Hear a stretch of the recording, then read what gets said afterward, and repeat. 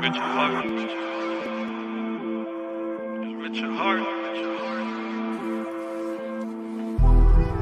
Bought my hex from the fucking start. Point one every day we mark. Bought my hex from the fucking start. Sacrificing all this bread like I'm Richard Heart. Got paid on big payday and I had a hit restart.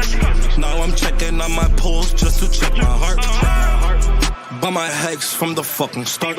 Sacrificing all this bread like I'm Richard Heart. Got paid on big payday and I had a hit restart. Now I'm checking on my pulse just to check my heart. Checking my MetaMask moving. Look at the hex, he is mooning. Looking at wives they be choosing.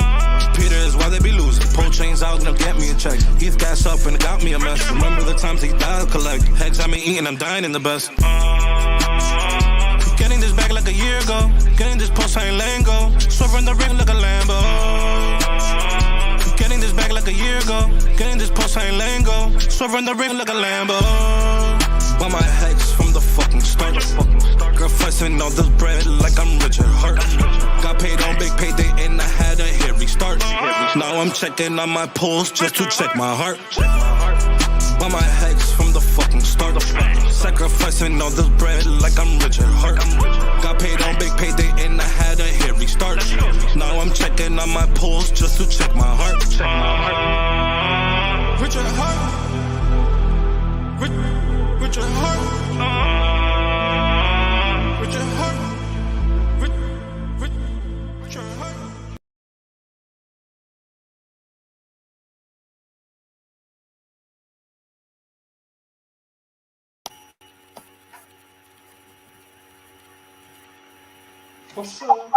The transitioning is just getting very, very smooth over here at Hex in the Morning. Sam Stolt, GRC.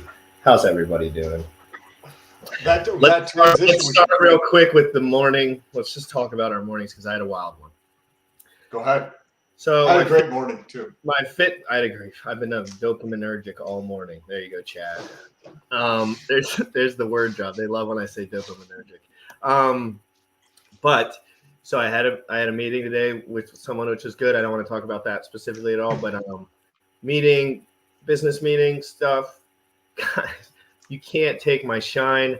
I'm pushing too hard, bro. Like anyone in the comments that thinks you're just wrecked. You're so wrecked. You have no clue. You're wrecked.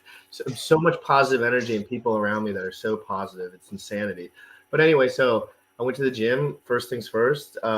On an empty stomach, but it was early, really early, 7 o'clock. And I went to my new gym, which is my friend's house, which he said I could vlog there and stuff. Oh, yeah. So he has a beautiful gym with a turf floor and all sorts of mirrors. yeah, I saw your Instagram. That's his joint. And 3 times a week I can go in there and vlog. And he wants to work out with me. So whatever, we'll collab. And he has a business down there. So he does personal training down there. And anyway, so I started my fitness journey again. Guys, I haven't told anyone what the diet is, but I'll tell everyone now because me and Sam are both doing the same diet as I think. I'm gonna hammer out some more details. We're doing protein sources and fruit. So major protein sources. I think tofu is probably available too. I wouldn't personally eat Yeah, I wouldn't eat it. But I know if anyone's vegan, like there are ways, but still probably not. But anyway, so I'm going to be eating primarily steak, chicken, ground beef, and eggs for the most part. Fish, of course, tilapia. I have years worth of tilapia in the fridge, so it's like $6 all. But I know that I have to work on what I'm eating too. But I want to get into the diet first before I get into like what I'm eating in particular within the diet. You know what I mean? Look at the comment because you said exactly the same thing from Hex Orca 2 comments ago. There's a little bit of static on your mic. Can you unplug your stuff and plug it all back in? Sam, we're gonna upgrade your mic here really shortly. There's a couple people in the comments, and Sam's just not. He doesn't really. I'm just so used to live streaming that I see all the audio equipment and stuff. But it's obviously when you're making videos, it's not as different. But for the live quality, like having a microphone is a lot more clean. And there are people in the comments that mention that your audio's not good. Cool. But I don't Thanks even for the notice feedback. it. I don't notice it, honestly. To be honest, if they didn't say that, I wouldn't have noticed. How is my audio? It just has a hair of static on the back end of it, like just I like can hear static on your end too. Like I just hear there's a background static period that just comes across. I don't know if you guys. Hold on, I'm gonna unplug a few things. Let me put you up just by yourself for a second. Talk about whatever you want.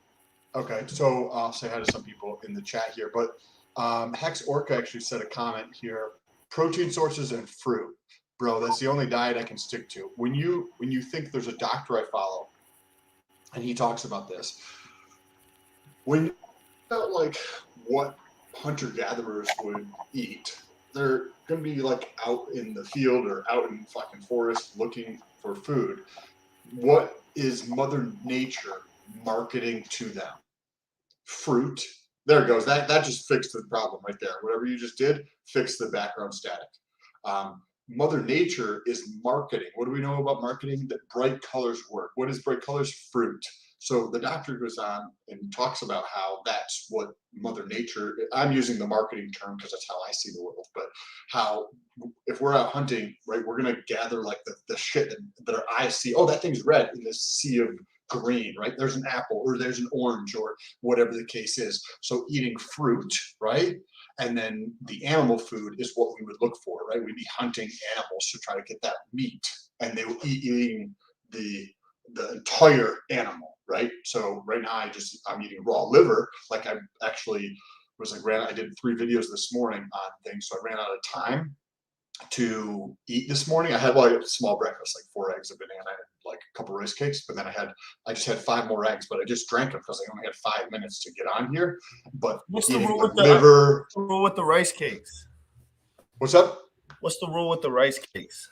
Well, with me, I started with this basically all animal and fruit based diet, and then I lost like far too much weight. So Well, that's what I'm a little worried about that too.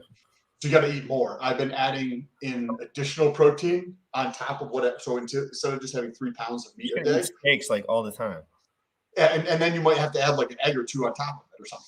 Well, I'll eat steaks and like dense fruit. I have a lot of fruit. Like I don't mind eating fruit all day too. Like I can eat 1,000 calories of fruit, not that hard. But I mean, it is a lot of fruit.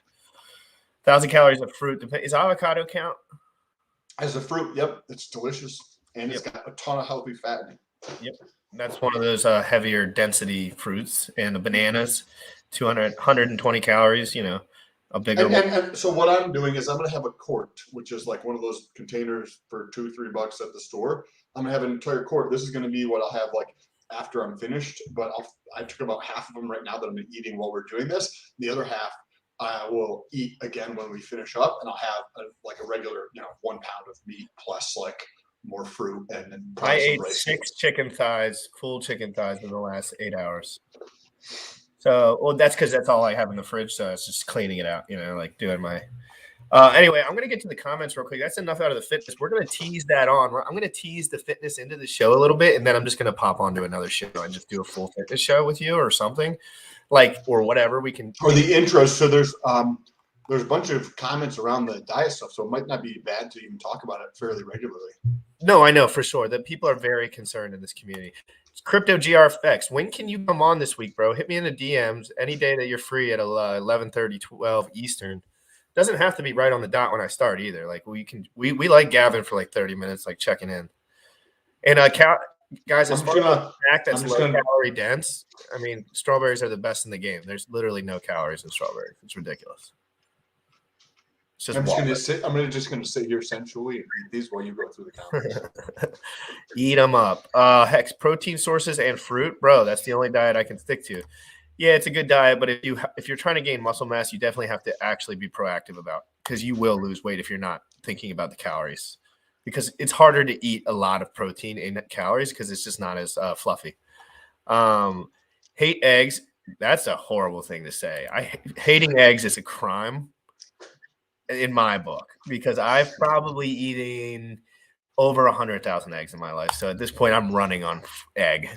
Today I've already had 9 eggs today. And it was my mic actually. My power source for my computer was actually not plugged in all the way.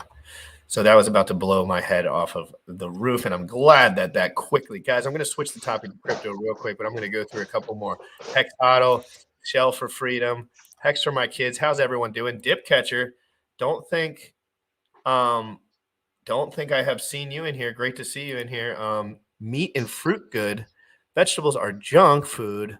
Still tasty, but I don't know if vegetables are junk food. That vegetables is a very large portion, but I'd say as far as that's a lot. There's a lot going on. There's a lot more in depth. Like we're just talking about a very surface level, but there's a lot more in depth on the nutrition side to go in that realm. And we'll go into that too. Like we'll get in micronutrients too. Of course, it's a lot of physique based as far as like what you sell to your customer. But like at the end of the day, we want to be healthy long term in Hex, because long term steaks, you want to be alive when your steaks come out. It's a great point of sale. Like you guys want to be alive when your 15-year steaks come out, or dead? Like literally, like that will be a day that comes. You can be alive or dead. Correct. Anyway, Hex Orca, amazing in here. Bob Lagai all morning, sending out great tweets. Just Heinz Crypto. Okay, so Sam, let me tell you what we're getting into. Sweet. So I watched Crypto GRFX's video last night on Maximus DAO, just in the back of my head while I was working. Nothing. I wasn't like too actively listening. Seems simple, so that's why I'm not super worried about it. There's a couple controversies that people brought up, very small, but notable that I wrote down. I'll bring those up as we go. But let's dive into the if you want to go to the Maximus DAO website. Hold on one second. I'll pull it I up. want to make sure you don't put the wrong one in, because now I'm getting more critical about which. So I'm going to go to the Twitter first, and then I will go through. Yeah, let's do it all the way through. So let's see, like, what's their Twitter? How's their marketing on the Twitter? Hold on, And then we'll move it through from there. I know nothing, just FYI. This is great. No, this is exact. I wanted you to not. I was trying to make it so you wouldn't research this, actually. I was kind of trying to not say the word too much. So I follow them, but I have not even looked at their profile. I haven't clicked through their thing. When you click on the link here. That's their Telegram. So, Yeah, where is their website? Oh, it's probably that's a Medium. That's a Medium post. go. Why is their website not on here? I have no idea. Let me try that. Maximus. That's not good. Not good. I mean, it's fine for the contract, but it's not good for Maxi. Is that their ticker symbol, Maxi? Yeah. Pretty cool though, right? Yeah. I don't want people to just waste time on pulling this up. Yeah, guys, send me the link. I'm gonna do this top to bottom. I'm not gonna. I have to. I can't look up shit on my computer, dude. My computer starts roaring and overheating, like literally to the point where I'm like, "Is this thing gonna explode?"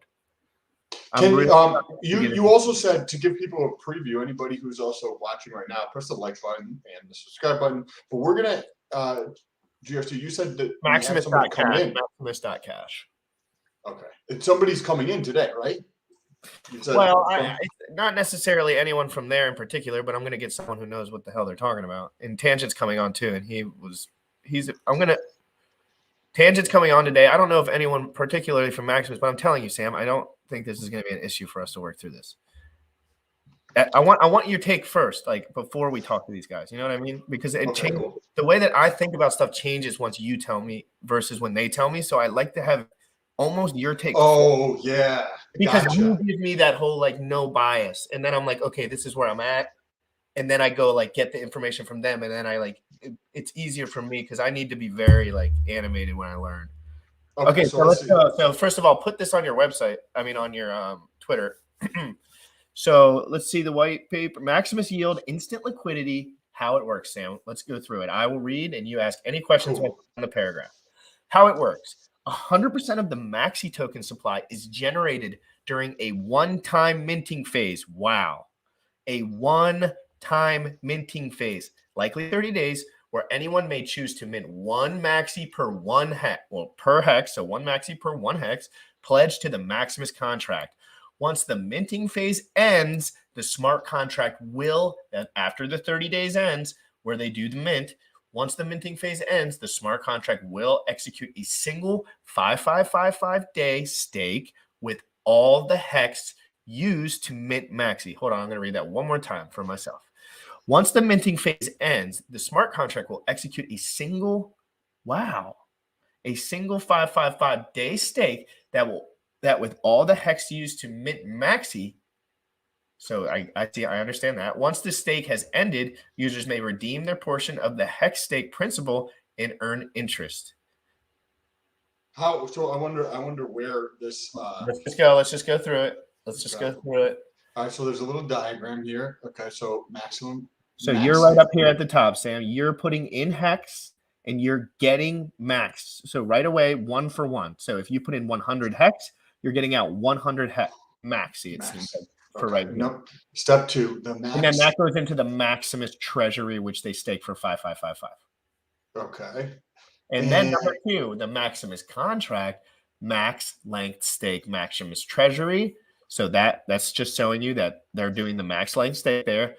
And then let's go past that point. So 3.3, you maxi, you trade in maxi and you get USDC Ether hex out, it looks like. Decentralized exchange. So they're going to try to be an exchange as well, it seems like, maybe. Supposedly that the website has, you guys need to fix your website. Seriously. If that's 15 to, because he says it's more like 14 to 15 days, but the website is behind. It needs updating. Yeah, but that's not hard to fix this website. So let's fix that. So it says 4, hex contract. End stake Maximus contract. You put your maxi in to get your hex out. Maximus contract. So what's the point of this? Do you have to hold on to your maxi to get your hex back out? Kind of like, where you have a coat check and you get like the little key, like saying, hey, you're number 1, 2, 3, 4, and you bring your key check or your little tag back. Maxi is fully backed by a growing treasury of hex plus hedron. Oh, the hedron has to do with it too, because when they 555 stake it, they mint the hedron on it, so that adds value. Okay. So instant liquidity. When you stake hex, you want to read this? Nope, you go ahead and do your thing. I want you to get into it. Instant liquidity. When you stake hex, you can't access those funds until the stake ends without paying a penalty. But what if you absolutely need to? Or maybe you would like to cash in on some or all of your earned interest to buy something you want. Maximus gives you that optionality. Let's say you minted Maxi and it's 5 years of the Maxi 15.2. So let's say you minted Maxi and I'm assuming it's been 5 years into the duration of your stake, it sounds like, of 15.2 years. Basically it's fully redeemable at the end of the 15-year stake. So it's a one-time mint feature, and it's 100% redeemable after the 15-year stake if you have your maxi token. So you get all the interest plus the hedron interest all in one. Oh, so what they're probably doing, and I don't know, like I'm just reading through these fucking 3 like little bits that we've read through so far, is like they're probably going to take a fee to, how the people who do taxes at Walmart, they're like, hey bro, you can do your taxes here, you're gonna get back $1,500 in taxes, but do you want that back today? Well, if you get it back today, we'll give you $1,200 and we get to keep $300. I don't know if that's the model they're taking, but that was the first thing that popped into my head when they provide that liquidity. I'm gonna switch over to a 5-minute video of top to bottom maxi explanation. It's from the owner. Cool. I've got my paper here for notes. Okay, I'm going to pull it up full screen, and we're going to watch the whole video, guys. So feel free. Let me say this before we start. Leave any comments. Yeah, any comments. Any questions, detailed questions or detailed insights or detailed anything, please make it so I can tell that it's detailed, and I will click on it and read it for sure. There are a lot of comments zooming around today. Guys, if you have not already, please share this out. Hit the subscribe button. Smash the like button. We're doing a lot of stuff. It's going to be freaking crazy. We're having a good time. We're changing the world. You want to be involved in this. It's going to be insane. But please do share. I'm going to pop a couple links real quick into this because I will not do this. Actually, you know what? It's already getting a lot of buzz on Twitter, so I don't need to. Guys, go to my Twitter if you're really inclined and share, hit the like, everything. I'm going to do a 5-minute maxi video from Gold Key on his YouTube channel, just so we can get the general idea. Again, I did watch a video on this last night, but I'm just not inferring it all because I want to work through this too. This is from the source of the information. So let's hear it from this dude, and then we'll come back. I'll write down any thoughts I have as this video is going through. Yes, sir. This is good. Very good. We love the internet here at Hex in the Morning. Guys, yeah, I'm going to be talking about Maximus. Yeah, I'm gonna My pull name us is down. Stan, and I'm the co-founder and designer behind this project. So let's go ahead and get started. So what is Maximus? Maximus is a smart contract that facilitates trustless pooling of a MaxLink hex stake. So before we get into how it works, I want to go over, the non-negotiables. So no admin keys, no sacrifice phase, no pre-mine, no transaction fees. The project will be completed at launch. So immutable code, fair token distribution, and the code will be audited before launch. I want to make it clear, no expectations from the work of others. Once Maximus launches, it will be you interacting with the contract and no one else. So let's talk about how it works. So first, there will be a mint phase. So 100% of the Maxi token supply will be generated during a one-time minting phase, likely 30 days, where anyone may choose to mint one Maxi per one hex pledged to the Maximus contract. After the mint phase is complete, the smart contract will execute a single 5555-day stake with all the hex used to mint Maxi. Once you have minted your Maxi, you have the option to utilize Maxi on the market like any other ERC20 token. So if you want to trade it or provide liquidity, you can do that. Once the MaxLink stake has completed, the Maximus contract ends the stake and the hex is returned to the Maximus treasury. Users or holders of Maxi may redeem their portion of the hex stake principal and earn interest. So when that happens, you are essentially burning your Maxi to redeem your hex. Let's talk about a little bit about the benefits of Maximus. Maximum yield. So by pooling the funds for a MaxLink hex stake, Maximus fully captures the 200% longer pays better bonus provided by Hex and amplifies the 10% bigger pays better bonus for all holders. So the 200% bonus will be locked in. I said amplified the bigger pays better bonus because we don't know how much participation we get, but it will be up to 10% if we get to 150 million Hex. Instant liquidity. So Maximus gives you optionality. If you ever want or need to sell all or a portion of your position, you can do so by selling Maxi on decentralized exchanges. Gas fee savings. So while a MaxLink stake earns the most interest per hex staked, it also costs the most gas to end.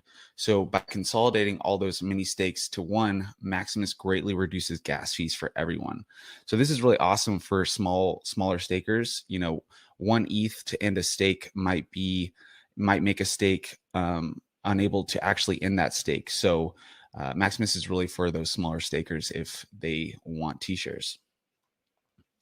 Market utility. So this is something I'm very excited about. So Maxi will be an ERC20, PRC20 token. So you'll be able to use it like any other token on the market.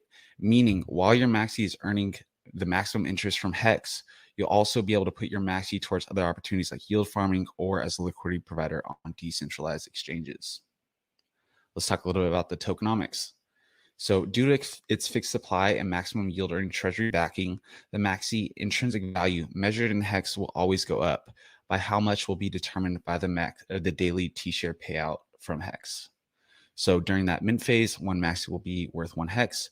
At the redemption, once that MaxLink stake ends, one Maxi will definitely be worth a lot more Hex. We just don't know for certain.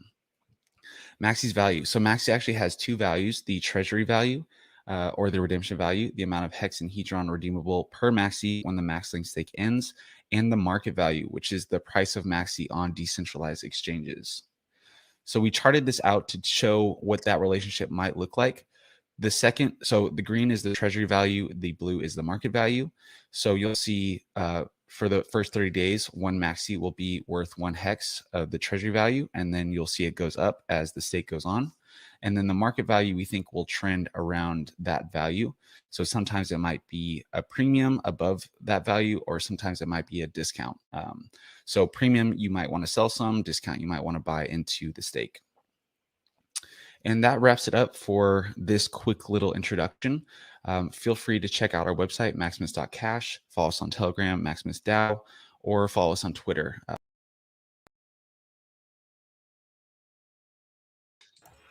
Dope. All right, let's talk, Sam. I couldn't hear any of that, but I You've probably already seen it.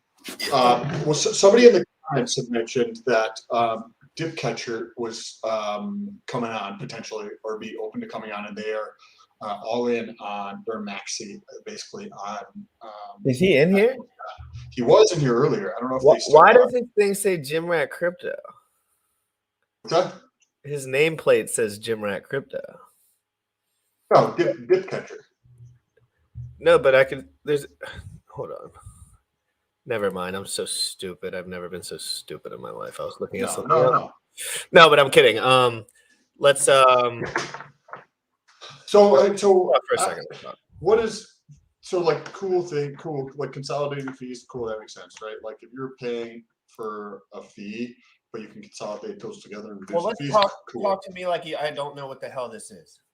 Real quick, just for 10, 15 minutes. Like, why would somebody, let me just ask you questions. Maybe you can answer them. Why would somebody put their hex into the maxi contract? From the very, very rudimentary understanding would be like the idea that maybe you can earn, or you're going to pay less in fees, right? That would be a tiny bit of a benefit. That if you do it through them, like you would with an HSI, then you get an additional, token from it, right, in the minting. However, I have questions on that because it sounds like you can only get in there once. So like, it's just, what is this, a 15-year DAO and then it's over with, or like, I don't know. Or do they do it every 15 years? But he said it's a one-time minting. So if it's on this 15-year DAO, because because they said the code will be locked. You're right, because when this is done, the code will be locked. Maybe this is just like a one-time swagger. What happens if it's just how they mint maxi? Like maybe this is just a technique for everyone to win and to mint maxi at the same time. Again, we're talking through this, guys. We're not. This is how we talk through stuff. If you think we're wrong about stuff, you can absolutely put your nose in between my butt cheeks, or you can comment in here and let me know what you would have in a very nice way, a question or insightful something. So, and then they're maximizing the group buy. So like if you and I, we're going to each put in a certain amount, is Dip Capture coming in a minute? Probably not. I mean, I don't know what he's doing, but he's in here. He has any question you have, just let him know. Okay. Well, so this is just a one-time thing that only lasts for 15 years? Yeah. Like so you can only use Maximus DAO in the first 30 days, and then there's no like point in using it after that? Is that what? And when you're maxi, you go through and you want to redeem that? It sounds like you said 10 minutes, Sam. 10 minutes. My bad, guys. Perfect. I'm not a bad host. I'm actually a great host, but I am I'm just reading a lot of different things at once. Sorry about that. That's why we have producer. And then, but the additional yield that could be very okay. Perfect. This will be. I'll send you a link. Okay. The additional potential yield. I don't know what the yield was. I think he had mentioned that yield briefly in that video, where you could take the maxi coin and stake that. Potentially in an LP pool, or potentially in some type of yield farm somewhere or something. I don't know if it's through their protocol or what it is. So that might be a way to get the added benefit of it. I do like no admin keys and the 4 bullet points that he mentioned in the very beginning. Like that was definitely something that I personally wanted to see. Based upon like what you say or what other people say, that it's not a good idea, or like all the other issues, like some of the other things we've talked about here. And I can bring up, I think I asked somebody some of the concerns. Well, so somebody was asking if there was an end stake function for the entire thing. So like, is there an end stake function for the vault or whatever they call it, for the treasury? And you know what I mean by that, right? Like just like the hex contract, there's an end stake function on it. And who controls that, or how does that be? But they might take the end stake function out with the code. Maybe, yeah. Because which would be interesting. Also, Brizology says that if you miss this phase, meaning like the first initial minting phase, you can buy Maxi token on the market and then redeem the Maxi token at the end of the Hex Plus rewards. So, so it's just a one-time thing then, and then this just is just like a temporary thing. Cryptographic says you get the max LPB bonus of 200% and potentially, depending on the amount staked in Maxi, get an additional 10% on big payday bonus. I mean, BPB. What does BPB mean? Big payday, right? Big payday. Big payday. The bigger pays better. I think it is bigger pays. Bigger pays better, right? So you get a consolidation of fees. You get potential yield. You get what? I thought the code brisology was immutable. If the code's immutable, then because I heard on that video that he said when the code's done, it's done. So how would they continue unless they put into the code to make it reset or some shit? Yeah. Of course you can. It sounds so easy when you just say put it into the code, but I have no idea what that really means. So like their idea is to like, okay, you want to. They're just max valuing it. It seems like, and then giving everyone rewards for having everything in the max multiplier zone. Correct, and that's going to push the average length out, which is with Hedron minted as well on the whole Yeah. thing, and whatever other shit comes out in the future, you never know. And it's a one time. So think about it. If they can add some, maybe they can add something to the hex stake. Like I don't know how it works, but we'll ask him. Like, what if someone else comes out? Like, people are building on hex now, clearly. Like, I mean, I mean, think about this, right? So if you can get the potentially the 2 max bonus pieces for staking longer and bigger, right? You can potentially get some fee consolidation, right? But if you trade in your tokens, you're probably just going to end up paying that anyway, which kind of like defeats the purpose, it seems like.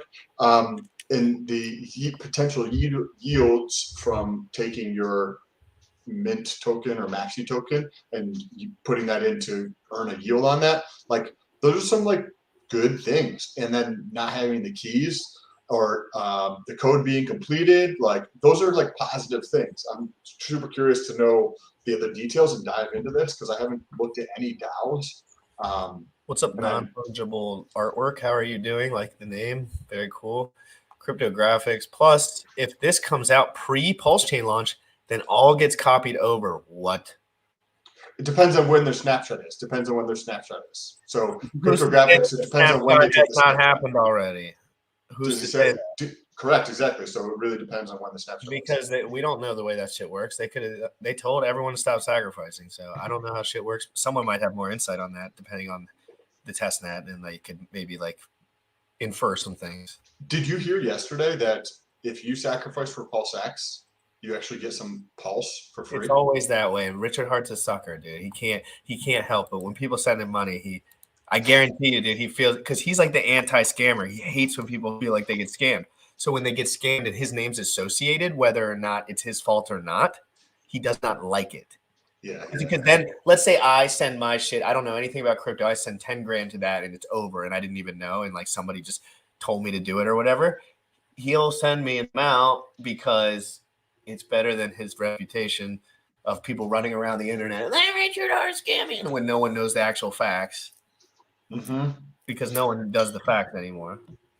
But dude, that's really crazy game theory. So you're taking a chance on a double that you don't even know might exist, but a double, like a double. That, in addition to potentially a little bit smaller of a fee, potentially additional yield, and potentially like the max bonuses. I think I sent you the link, brother, on Twitter. My bad. Hold on, let me look. Sorry, send stream yard link. I'm ready. I sent it to Twitter. I don't like sending it into the chat. Yeah. Twitter. Okay.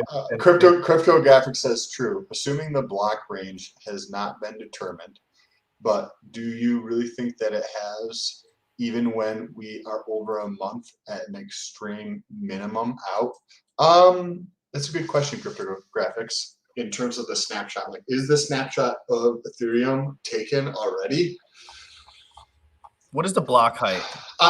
What are your thoughts, Cryptographic? Well, he's just saying like there's a range. I think. True. Right. There's a sequence. The block, yeah. So, dude, this is where I get confused. People always talk about the block height, and I kind of know what it means now. Like, I can understand like it's the top where the Do you know what block height means? So, if from my understanding, at the where I'm at right now, the sequence, right? So you have block upon block upon block upon block upon block. So in people's minds, they're like, okay, if you stack blocks on top of each other, the height is higher. So they're like, okay, the height of these blocks is higher. And what he's saying is the range of when that block was actually like snapshot. So if there's 14 blocks in the segment, he might say this. What do you think, GRC and people in the comments? Do you think that Richard Hart is going to tell people when that is, because that's going to create? He already told everyone to stop though, so it's like that's all you can do. Like he knows from a sacrifice, but do you think he's going to tell people when the snapshot is going to occur? Well, he has to stop the sacrifices in order to do a snapshot because he has to calculate it all. So it has to be calculated before the snapshot. You know what I mean? So he has to make an effort. You guys say, okay, all the numbers need to stop now. Well, this is for the copy portion, not the sacrifice. What do you mean? Right. So like for the sacrifices, you need to know the balances and the prices and like the at that time, and you got to figure out that because on this exchange it's at this price, and this exchange is this price, right? And this timestamp is not always 100% accurate. So if there was like a big change in price, like you have to try to like do a weighted average of prices across multiple indexes or some fucking like that's why it's complex, right? And if you have I don't know how many thousands of different addresses that try to do this, like it could be time consuming, but. And the snapshot is going to be like on this date, everything gets copied over. So it's not just like a running total. It's just like as of today at 11:30. That's what I think. Yeah, that's what I think. But I feel like when that happens, they want everything to be like settled. That's what I would think at least. But I don't know. Who the hell knows how this shit works? To be honest, like. But it's gonna allow people to front run and be negative about it. So I don't know. Well, Richard Hart is 100% aware of all that, so he's going to do whatever is in the best interest of the community because he knows people would love to capitalize on that. Of course, Richard Hart makes it very clear that he wants to make it hard for whales to ruin his shit. Yeah. Except his whales. And his whales just buy shit and they chill because they're all rich. Yes, it'll be very interesting to see. Guys, we have a special guest on real quick. Let me do a little something here. I'm going to switch it back to a hex background since this is a hex centric coin. We're going to pop one of these on.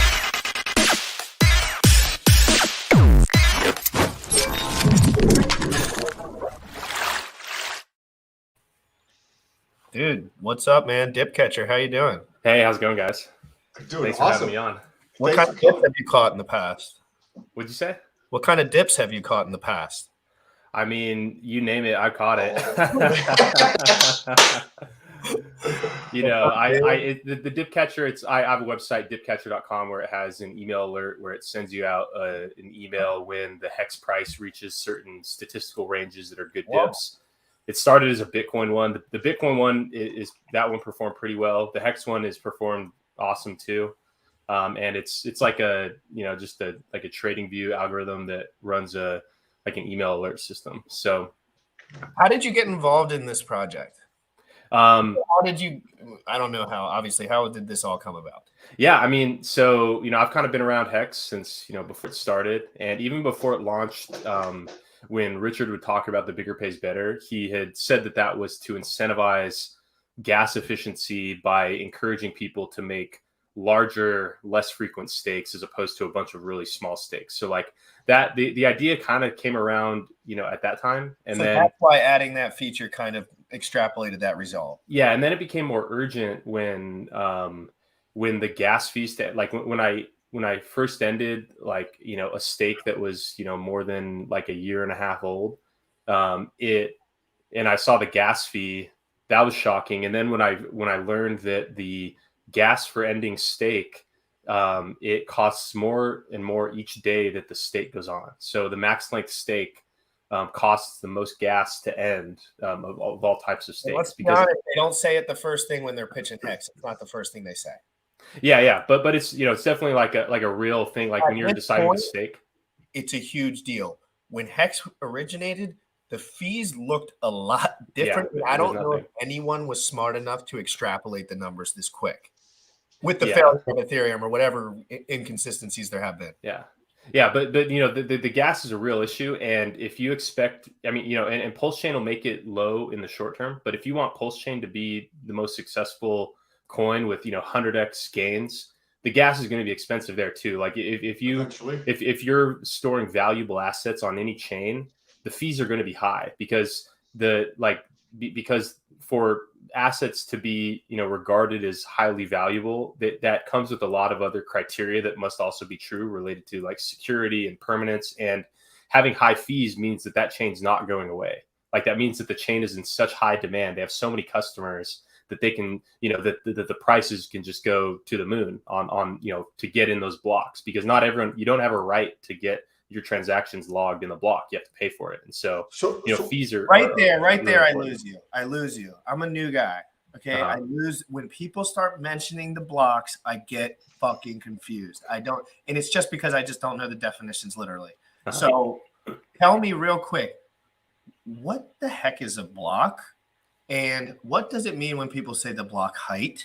Because those are the words that I get. Question. Yeah, I get just messed up on that. But block height is just the number. So, if you think of the blockchain as, it's like each block is just a batch of transactions. There's like a fixed number of transactions that can fit in each block, and then they just get how chained is that together. determined? It's in the code of Ethereum, how many. They just make it like infinite. Because it requires the data to be stored and transmitted, and also verified. So if like the blocks are too large, meaning there's so much transactions going on, then you could experience downtime in your network if some group of the nodes, aren't able to transmit all the data to the next group. There could be, like inadvertent forks and also it makes it harder for an end user to verify that the work that the miners are doing or the work that the validators are doing is, it's like hard to verify that they're actually putting forth valid transactions. Totally. So it's like just like a way beyond what my scope. It's like that's like decisions that like advanced blockchain engineers do. But pretty much what it means is that because in Ethereum, every 10 seconds, a new block is added to the blockchain, and that block contains all the transactions that are, being logged at that moment. And so there's a finite amount of them. And so people that have really high priority in their transactions, like they really want to get their transaction logged immediately. Maybe they're making a trade. Maybe they're trying to get in an NFT launch. They're going to pay a lot for the gas. And so there's like an active market of people bidding for those finite set of transactions that can go through during that time. And so that's what causes the fees to go up, is that there's so many people that want to get their transactions put forth that they're willing to pay a lot for it. And so that's what's been driving the cost of using the network up so much. And Maximus really is a big solution to that. When you think about on the block height thing, is it just like if you were like building a wall, right? And say that wall was all brick or cement or something, and you stack one on top of the other. That's when you say this is block height. Yeah, kind of. Block height is kind of like today's date. It's like the time. Cool. Because like where like the blockchain doesn't really tell time, but you always know how many blocks there are, and you can assume the blocks come every 10 seconds. And so like, kind of calculate. Yeah, so it's just like the running total, where that's like the 10,000th block, 10,001, 10,002. And so it's just like people use it as kind of like a timestamp. It's just like the current. Do you know why? Right. So Richard has talked about like a certain, you said 10 seconds. He had said, I think 12 or 13 seconds for a block for Ethereum. And then not like pulsechain is supposed to be like 3 seconds or 4 seconds or something. So why not make that even smaller? The shorter it is, go ahead. The more likely that there could be some like network downtime that causes like timing issues where like one group of people that are running nodes or like running validators, they get disconnected from the other people. And then, so the shorter it is, the shorter like a time, it's like the shorter time window it is for them to stay in sync. And so, it's kind of for deep technical reasons that are kind of beyond all of us. So that would make sense that the block timing, if that's what the correct nomenclature is, would actually get smaller over time as, like say it is pulsechain, right? As there's more and more nodes that are added to the network. If I'm understanding what you're saying correctly, then that the issue, because it's so much bigger and denser, wouldn't be as less of a problem. So the size could come from 3 seconds to 1 second. Well, so actually, I'm not exactly sure about like what goes into deciding how frequent your blocks can be logged, but it's more like about the main driver in that is like the storage that you have, you know, because like every block has like, you know, I think in Bitcoin, I know the blocks have like 2 megabytes of data, you know, so like that's like a, you know, a PDF document. So, you know, and I think Ethereum's are larger, and I think pulse chains are even larger. But then, so like combined with the size of the blocks and how frequently they come, that's mainly driven by like internet bandwidth that like the node operators have to be able to, you know, process that data, and then like how much storage they have to like store it. So those are kind of like bandwidth and storage questions. But you know, I really don't think much about like, you know, the block frequency. Like I think, you know, I even think that Bitcoin's 10-minute blocks, that's adequate, you know, like because then it's all just, you know, a function of price, you know, from there. It's like, if you want to get it on the blocks, you can. If Ethereum's 10 seconds is also good. And then having pulse chain be, you know, the 3-second ones, that what that does is it increases pulse chain's capacity by 3 times, just purely because there's just like more blocks coming in. And then I don't know how big the blocks are on pulse chain relative to the blocks on Ethereum, but that also, you know, just gives more capacity. So pulse chain is going to, at the start, it's going to be cheaper than Ethereum. 1, because there's going to be less activity on it. 2, because there's more blocks per hour. And then 3, those blocks can hold more transaction data in. So it wouldn't necessarily increase throughput if the megabyte size was actually decreased. So if it went, say, from like 9 seconds down to 3 seconds, it's a 3x increase. But if you went from like 3 megabytes down to 1 megabyte, it would kind of like offset that in a sense. Yeah. Is that right? Okay. Yeah. Cool. Let's to talk about the Maximus DAO. I think otherwise I'll continue asking questions about this other stuff. Yeah. So the Maximus DAO thing, like we just watched a 5-minute video on it. Seems very interesting. Like a bunch of trying to pool a bunch of like value props together. It seems very interesting on it. Like, can you tell more like how you see it? Right, we saw it from the guy who said he's behind the project. How do you see this? Yeah. So the guy who made that video, Golkey, that's my childhood best friend. We've been working on this together. So I wrote the contract, and then so he designed the website. He runs the Telegram chat. You know, he makes a bunch of videos, and you know he's been kind of working with me on this since I started. So me and him, we go back for, you know, since we were children, and we've been working on startups, you know, together, you know, for now 6 or 7 years. And so we've been, you know, kind of across a couple different industries, and then we've been longtime Hex community people, and, you know, beating the drum on Twitter and doing all that. And so, you know, we've been involved in Hex for a while. I had started trying to kind of tinker with this concept sometime mid last year. And so, you know, we're trying to do is just like create something where rather than everybody staking on their own, they could just pool their stake into one, so that you only have to pay 1 gas fee to end the stake. Because there's a website called hexnoob.com that has a end state gas calculator. When you look at the estimation of what the gas is going to be for the max length stake, you'll probably be shocked. And every day, and so another thing that I've built is a tool. It's the max length stake bot on Twitter. So every time someone max length stakes, it tweets it out, and then every day it shows reports. You know, so like, you know, 100 people max length stake today. It shows like, you know, max, minimum, median, and mean. And when I look at that, some of these smaller ones, like pretty much everything below the median, I'm like, that person's probably not going to be able to afford to end the stake. Because if you're only staking like 10 hex from a max length stake, and, you know, you don't know what the gas is going to cost at the end, but it could be over 1 Ethereum per stake, regardless of how large it is. So a lot of these smaller max length stakes may be infeasible to end at the end. So, you know, that sucks for them. It's very bullish for the hex price, but it really sucks for those users. It was bullish for the hex price. It's also bullish for anybody who has larger stakes, because then you have the penalty of like 1% per week for people. Yeah, it's like you eat those people up, and then with the gas, it would cost them to end the stake. They could just buy more hex on the market, and they're buying from you, the person who could afford to end their stake. And so that's so when I look at like, because, every day, it used to be like 40 people per day were max length staking. Since Hedger launched, that number's crept up to like around 100. It's hit like 200 on some days. So this is literally on my list of things to figure out today or look into today.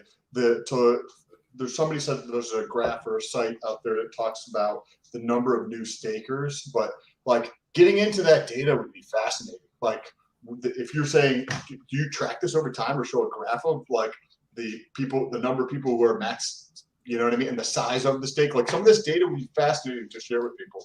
Yeah. So, I mean, I kind of, casually look, like I use hex.vision, just to like look at stake data, and then to run like the max length stake bot, and also on one of my other sites, hex.cash, there's a future earnings calculator, which like calculates how much your stakes could potentially earn. So I kind of dig into some of the data like that, but kind of more top level, like, I'm not like doing very detailed analysis, but, I'm definitely kind of monitoring these things. And, when I see so many people max length staking on their own, when realistically, like, they only benefit from consolidating those into one stake. That was like the original main driver of wanting to build Maximus, was to make it more feasible for smaller stakers to get exposure to that max length hex stake yield without getting all like so much fees extracted from them. Because if you think that like who knows what the gas could be. Hopefully it's low, but like I have no expectations that anyone will do any work that will make gas lower. I only expect it to become more expensive.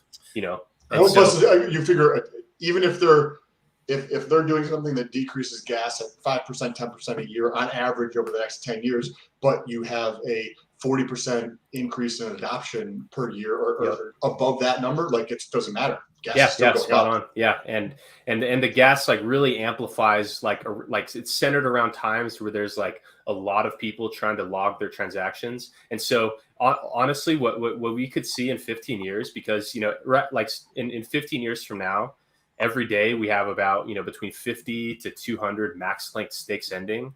Each block, if the current block parameters on Ethereum stay what they are now, each block may only be able to hold up to 5 max length stakes. So the hex max length stakers are going to be flooding the blocks, filling them up, ending their stakes. And so the hexagons are going to kind of how like the NFT, like these people doing these NFT mints are like driving the gas price up, because like they're flooding the blocks with like high priority transactions to get their mints done. And competition. Yeah. And so there's going to be massive competition in 15 years amongst the max length stakers to try to end their stake first.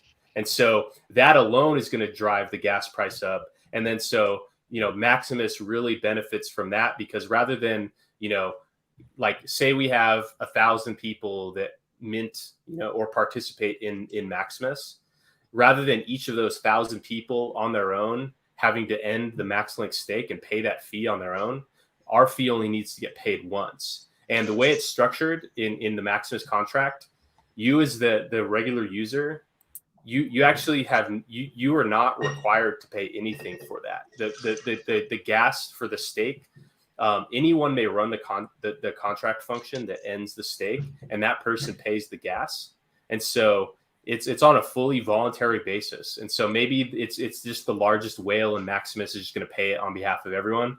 Or something that people have been trying to work on is just like kind of pooling a trustless pool to incentivize the gas payer.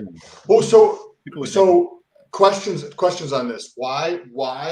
What's the thought process behind just doing Maximus one time, right? You said 1,000 people, right? But like 1,000 people, yes, cool, it's awesome. I love helping people. It's fantastic. But what about the other tens of thousands, right? In the last 3 weeks, according to like some data we were looking at with ABET the other day, there's another 10,000 roughly new stakers in 3 weeks. So like that's one tenth of it. So like, you know what I mean? Like it's fantastic to help people. Is there a way to like expand that vision to like? Or is there a reason that you don't want to expand it too? Is there like a specific reason that could make problems occur, or etc. No, so there's kind of no problems involved. We're mainly focused on this first one because to maximize the hedge-in bonus, because if we hit our launch schedule, we should be able to lock in that 4x hedge-in bonus, which is like that's significant. And then two, the earliest one will always outperform future ones because like per hex staked, it'll always have higher earnings. And so this first one is to us just like the most important. But we've definitely the original idea was a rolling 30-day thing, and then there's some other ideas that we've had related to it, and that kind of the whole premise. It's like no expectations. This is all just like so we don't want to put it forth any expectations that like anything's going to happen. There's clearly demand for this topic, and we have a lot of good solutions for ways to kind of do ongoing stuff. But also part of the reason why we wanted to keep things so simple on this first launch, one is just like so for people to understand it, like it's it's like you mint your maxi with your hex, and then at the end you can redeem it. In between then you can trade it, like that's it. But also in order to support, like if we were to make it support like numerous stakings, we would have had to build in some type of accounting system that would value the existing stakes relative to the new deposits. And then that may, there's some kind of like human discretion involved in that, because you can measure how much it's earned to date, but you have to predict what it's going to earn in the future. And so like, how do you set that like prediction to could you have it separated completely, as in like having new contract? Yeah, but all within the DAO, but having a completely separate contract. Like yeah, that's probably like if we were to do this again, not saying we are, but if we were, it probably would be separate tickers, and and then like in that, like the value proposition that we would try to deliver is that like the pools, because realistically anyone could launch a pool, it's not necessarily complex. When you say for like, right, I've been in crypto for 60 days. What does launching a pool mean? Like, I don't understand. That would mean like you deploy the contract to like organize your own pool. And so like the Maximus DAO code is open source, and I take that. So it's not open source. I definitely want to be clear on that. It's not open source, and like in the same way and for the same reasons that the hex code is not open source, even though it's public and like fully visible, and you could just take the code, copy it, and deploy it, but there could be legal consequences for doing that, because it is not open source. It's public and visible, so people can audit, but it's not like open source for. Has it been audited yet? Have you done that audit process? Yeah, so we've got one audit.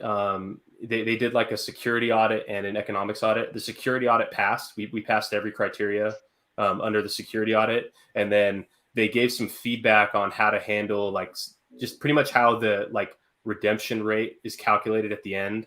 They gave some feedback on how we can change that to like how we do the rounding of the last decimal point. So they gave just some minor feedback on just like how to structure this like calculation for how much each maxi can redeem. So that one passed, and then we're actually in the process of getting a second independent audit. Just so we can, Hex was twice audited. We definitely wanted to like all the things that people like in Hex and are they find comfort in Hex, like the no admin keys, trustless, immutable, twice audited. Like we wanted to hit all those points. How is the audit? A couple of questions on the audit, just for myself, being like in the accounting finance background. Is that like where it's independent? Like so is there like a specific company that's used to do? Yeah, so there's a handful of these companies where they pretty much like run tests on your smart contract with known like common ways that people typically exploit these smart contracts. And so they try to find security holes where they could, mint as many coins as they want, or, shut down the contract, or otherwise interfere with its operations. So they're like security audits. So that, they're checking like on the security end of it. And yeah, so and they're independent. We don't know these people, but how does that work? So like, right. So if I own my company, I want to pay to have the it audited, my financials audited in some way. Like I hire a accounting firm to audit my shit, right? Is that the same type of idea. Who is paying? And the idea behind this is like, for myself, I want to understand the like how somebody's getting paid that I'm dealing with. Not that I care, and not that like I'm like, hey, you want to fucking make money? I don't give a shit. Like I'm happy that I just want to understand so that I can see where incentives may be lying or may not be lying. So go ahead. So, like, is there some type of like thing where the founders are getting something out of it? And I'm not saying it's good or bad. I just want to understand that piece of it. Yeah. So us as like the creators, like this contract was done on a fully voluntary basis. Like, I view this as community service, like you could go pick up trash. You could go do stuff at a food bank. I'm making a financial tool for exposure to other people that like your work too. Mm-hmm. Yeah. And it's like entertainment, it's like, I'm kind of out there, like, putting on a show, there's that involved, it's rewarding to just make stuff, it's like I just build stuff anyways. Financially? Yeah, I'd say, it changed my life in a lot of ways other than financially. And, it's not necessarily the only thing that's changed my life, for sure, financially, but it's, it's like it's definitely, I'm motivated in the long-term success of Hex. And also I care about the people that I personally onboard. Cause like, people that are, just coming in with a couple $1,000 and they want a stake, but I'm like, most people that I onboard, I say, honestly, just don't stake yet. Like the fees are too high, like you can catch, 100% pump in the price, like, rather than waiting a couple years for that 100% yield. So like, if you have a smaller amount, you're generally better off, like, just like not letting those gas fees eat into you. And so most of the people that I have onboarded, they want to stake, but like I've told them, the fees are going to be shocking, stake if you want, but just factor that in. Like, you're not going to get that 30% APY. Maybe it's going to be like 20%, like whatever the fee ends up being. So from that standpoint, right? Because I completely agree, right? The way that would be kind of like offset, if I understand it correctly, would that the ETH price is going to inflate more than likely, right, in the future at a lower rate than Hex, and that way it would hypothetically be enough so that you could offset that. And so like if Hex ran another 1,000x, 10,000x, gas wouldn't be an issue. It would for like the people starting at that time, but like so like the Hex price running, that solves it. So that that's a part of like how Maximus can contribute to lower gas fees. If this can be kind of like a black hole on the Hex supply and like, removing a lot of liquid supply from the market, then, that effect could, help just reduce the impact of the gas fees.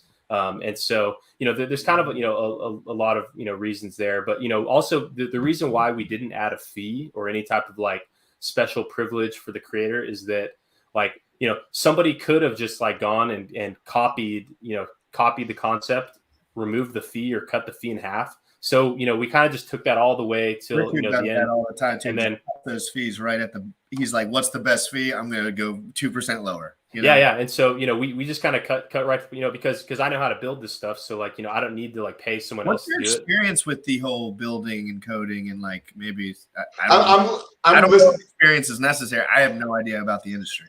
I'm listening to this and I'm like, I would love to hear your answer on what GRC just asked, but I'm like, oh man, I want to have the catcher on my channel too and just talk. Get him on. Hey, you want exposure to this thing, right? It's going on right now. Yeah. I'm happy to get on literally whenever, but to finish what I was saying about, people could kind of like undercut. So we just cut like straight to the chase.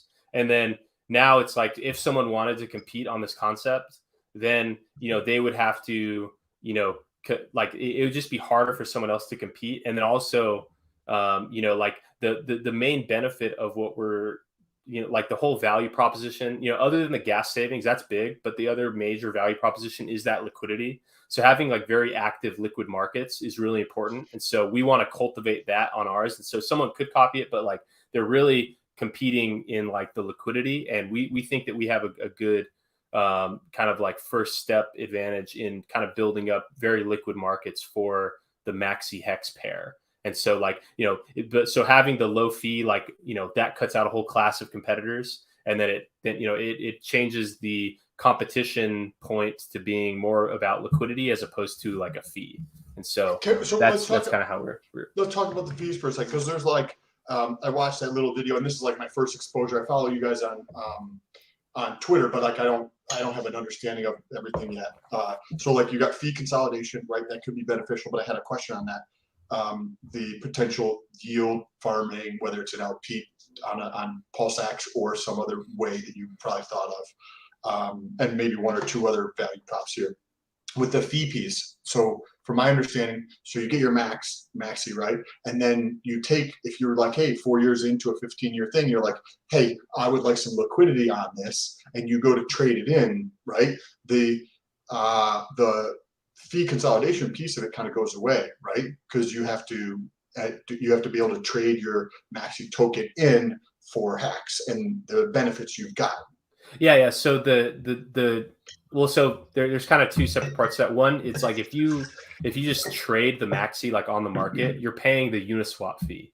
So like, we don't necessarily like we can't really decrease that. Maybe Right. like there could be some pooling of that, but then that's kind of outside the scope of what this is.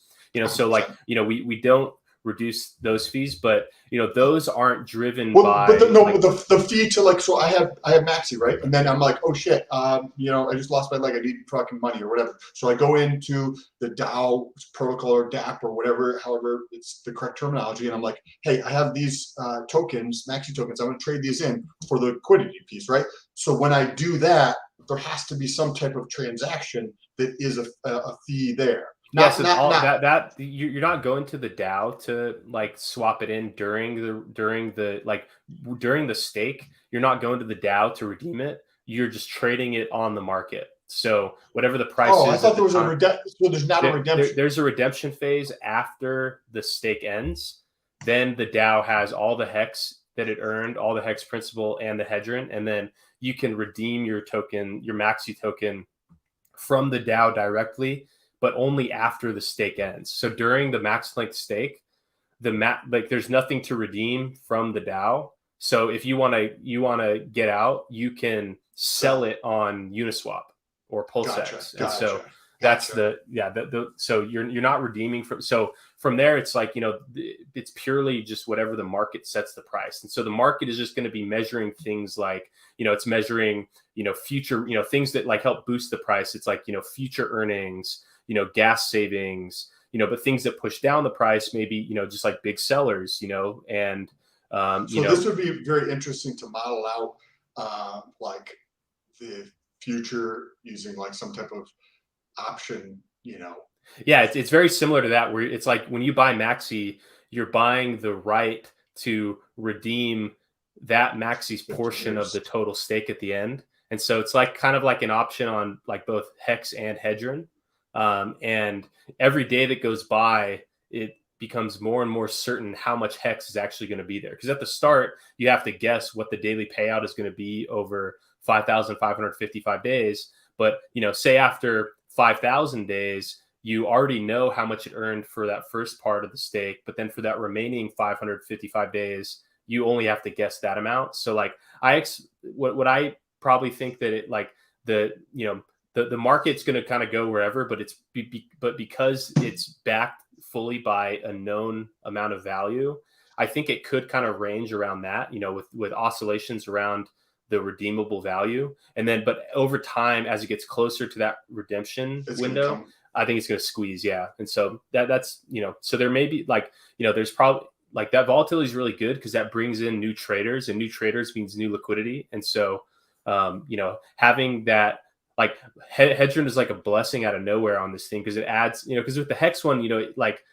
it takes a lot to move the daily payout, but the hedron's like a whole wild card. So like the more speculative, unknown things there are, like the more people there are betting on that. And so that's really good for like our value proposition of high liquidity. Do you think though, because if the sheer size is going to be relatively tiny, right? 1,000, maybe 2,000, whatever the number is of like people that come in at the beginning, or maybe, I don't know, I have no idea what that number could be, right? But do you think because it's going to be so small, that's going to limit like the size of the liquidity, just because like there's only 1,000 people who are actively involved in it, and you know what I mean? Because like if you have I say 100,000 people who are staking and packs are involved in something, there's a lot more people who excuse me, have something to switch between, right? And those people also are able to expand that network faster just because there's so many people. But because the pool is relatively small, so to speak, that there might not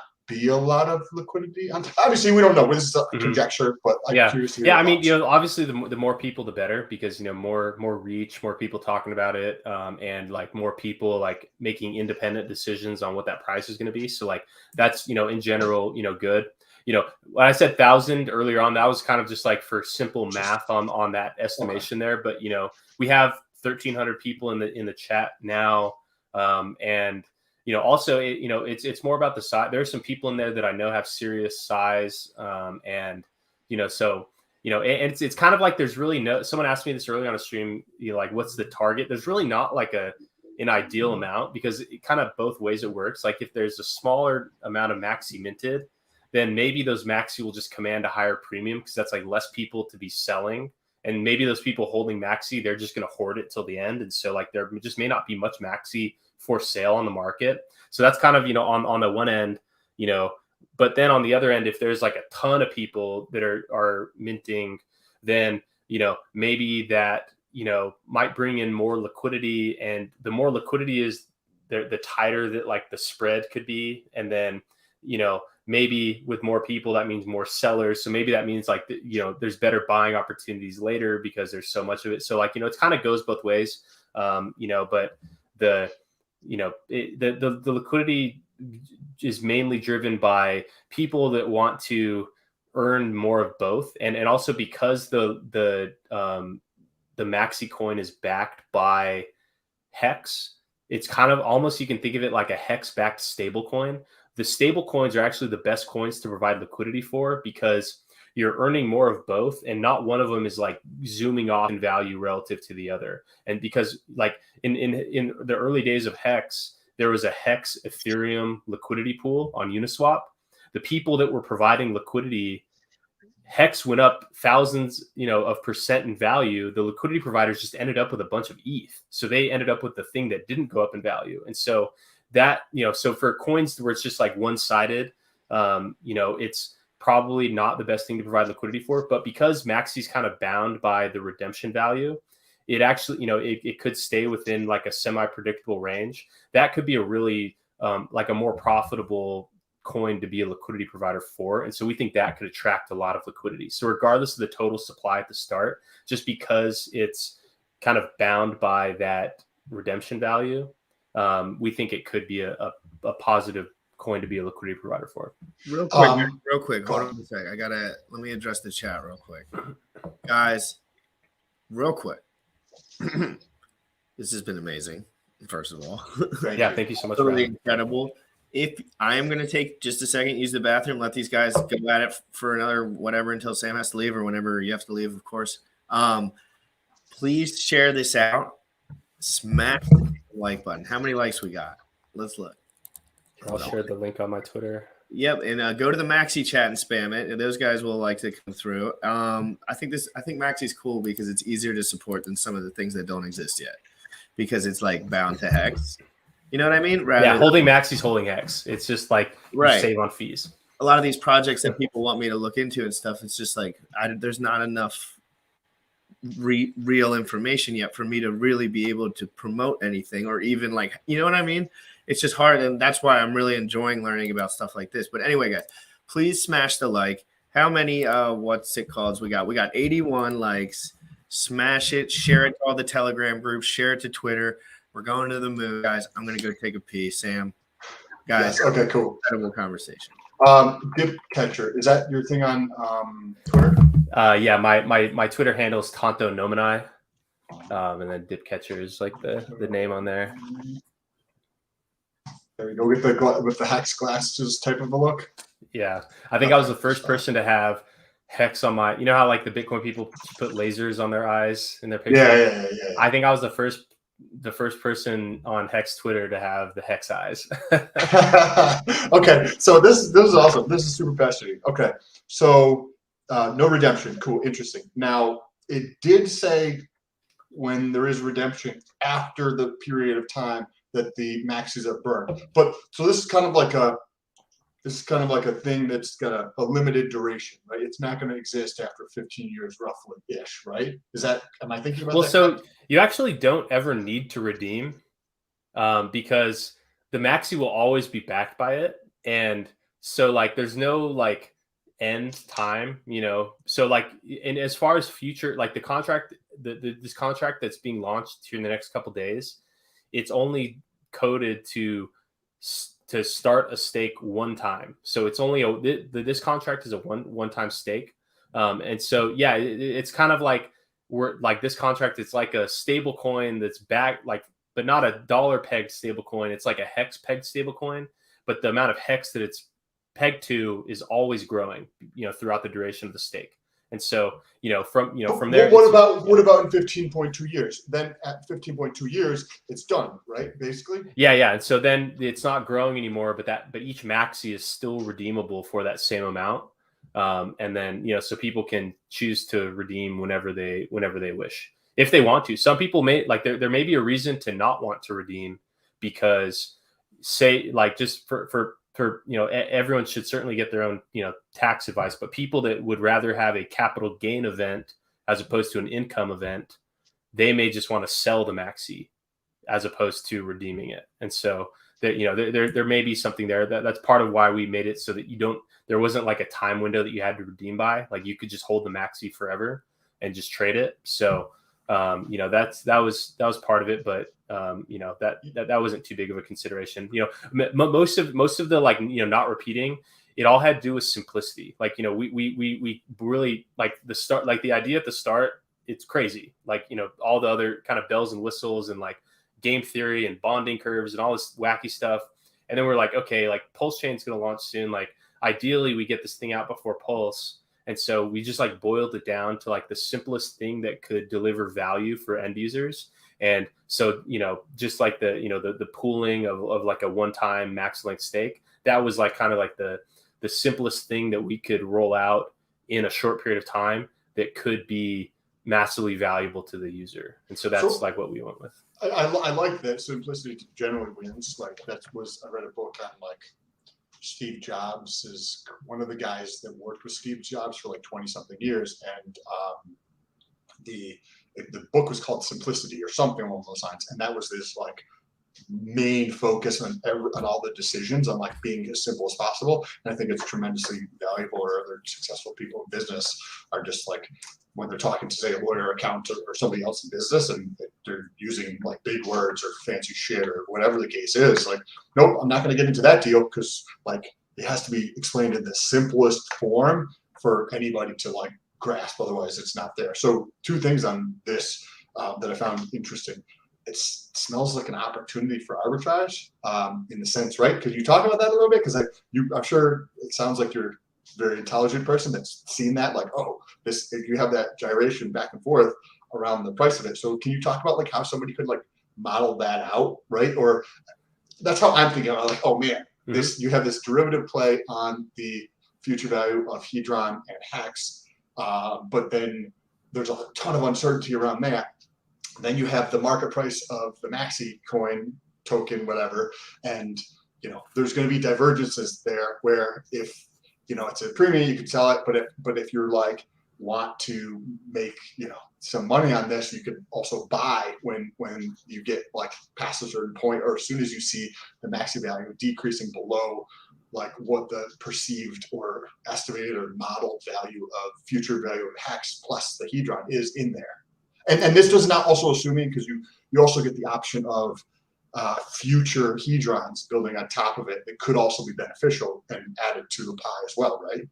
So you completely nailed it on the first one. Like buying when it's either at a discount or like a relative discount, and then potentially selling at a premium. Like I do expect a lot of that to be, because like if you're buying at a discount, it's effectively like you're turning 1 hex into 1.2 hex instantly. Even though you can't redeem it till the end, like it's still fully backed. So it's so for that class of user, like that, makes total sense. And same with like a premium. It's like if prices at a premium, say there's just so much demand for like people that want stake exposure through Maxi, maybe combined with like a raging bull market where people are trying to get hex however they can. and people are not willing to sell their exposure to hex unless it's at a high price, then those premiums, it's like you're selling 1 hex for 1.2 hex. And so like it's, and then so kind of as, those opportunities present themselves, that's, people taking advantage of those opportunities. That's kind of what squeezes it and like kind of keeps it to the range. But to touch on your second point about like future things of hedge run, there's actually like for security purposes, the contract was specifically designed to not be able to support open-ended contracts because, if or also in order to like take advantage of like future unknown airdrops, we probably would have had to have an admin key, and no admin key was like a non-starter. And so by not being, so that's like maybe one of the only forces that might work against the price is if there's like a massively valuable, but it's not even working against the price. It's just not working for the price. Like the Hedron edition, that works for the price of Maximus, but like missing out on any future airdrops, it's really like, it sucks because airdrops are always fun to get, but also it's like, we believe the benefits really outweigh like, any future airdrop. And if you think the airdrop that you would have got from your maxi is going to like change your life, then you should just buy that coin. You could sell some of your maxi to do it. And so like, even though we wish we could have, and I definitely looked into ways to support like open-ended contract calling, but when I like dug into that, it's like leaves it, like stuff I'm reading, it's like, oh, this leaves your contract vulnerable to these risks. And I was like, nope, we want zero risk, like for some unknown thing in the future, which we don't even know it could be worth it. And so so future airdrops, this to stakers, this one won't be able to get. And we view that as like the Maximus community's gift to all the other people. Like we're going to leave some meat. We'll let you guys have those gains. Like, we won't be competing with you as a seller for those. That's like our gift to the rest of the stakers is that we accept all gains. Yeah. I just read the V2 like white paper for Uniswap, and they talk about, and I think Richard Artis talked about this, and we had a guy on yesterday for security, right? Like the space at which somebody can attack something, right? Like if you own the world, so to speak, right? Somebody just talked about this example. I don't know where it's from, right? Richard's video yesterday, I think. Perfect. Okay, so this is like they talked about in the V2 white paper, like the contract size and making it modular, and then he talked about having the world, and then you're going to be attacked all the time. Have you thought about that relative to the space of it if you're just staking with Hex and there's only a tiny bit, like a pinhole that somebody has to attack through, versus now it's on a DAO, so the risk of that because there's more space available for somebody to attack? Yeah, so limiting that attack surface, that was like a main driver, because that really goes into simplicity. Like if you keep it simpler, you're going to have a smaller attack surface in general.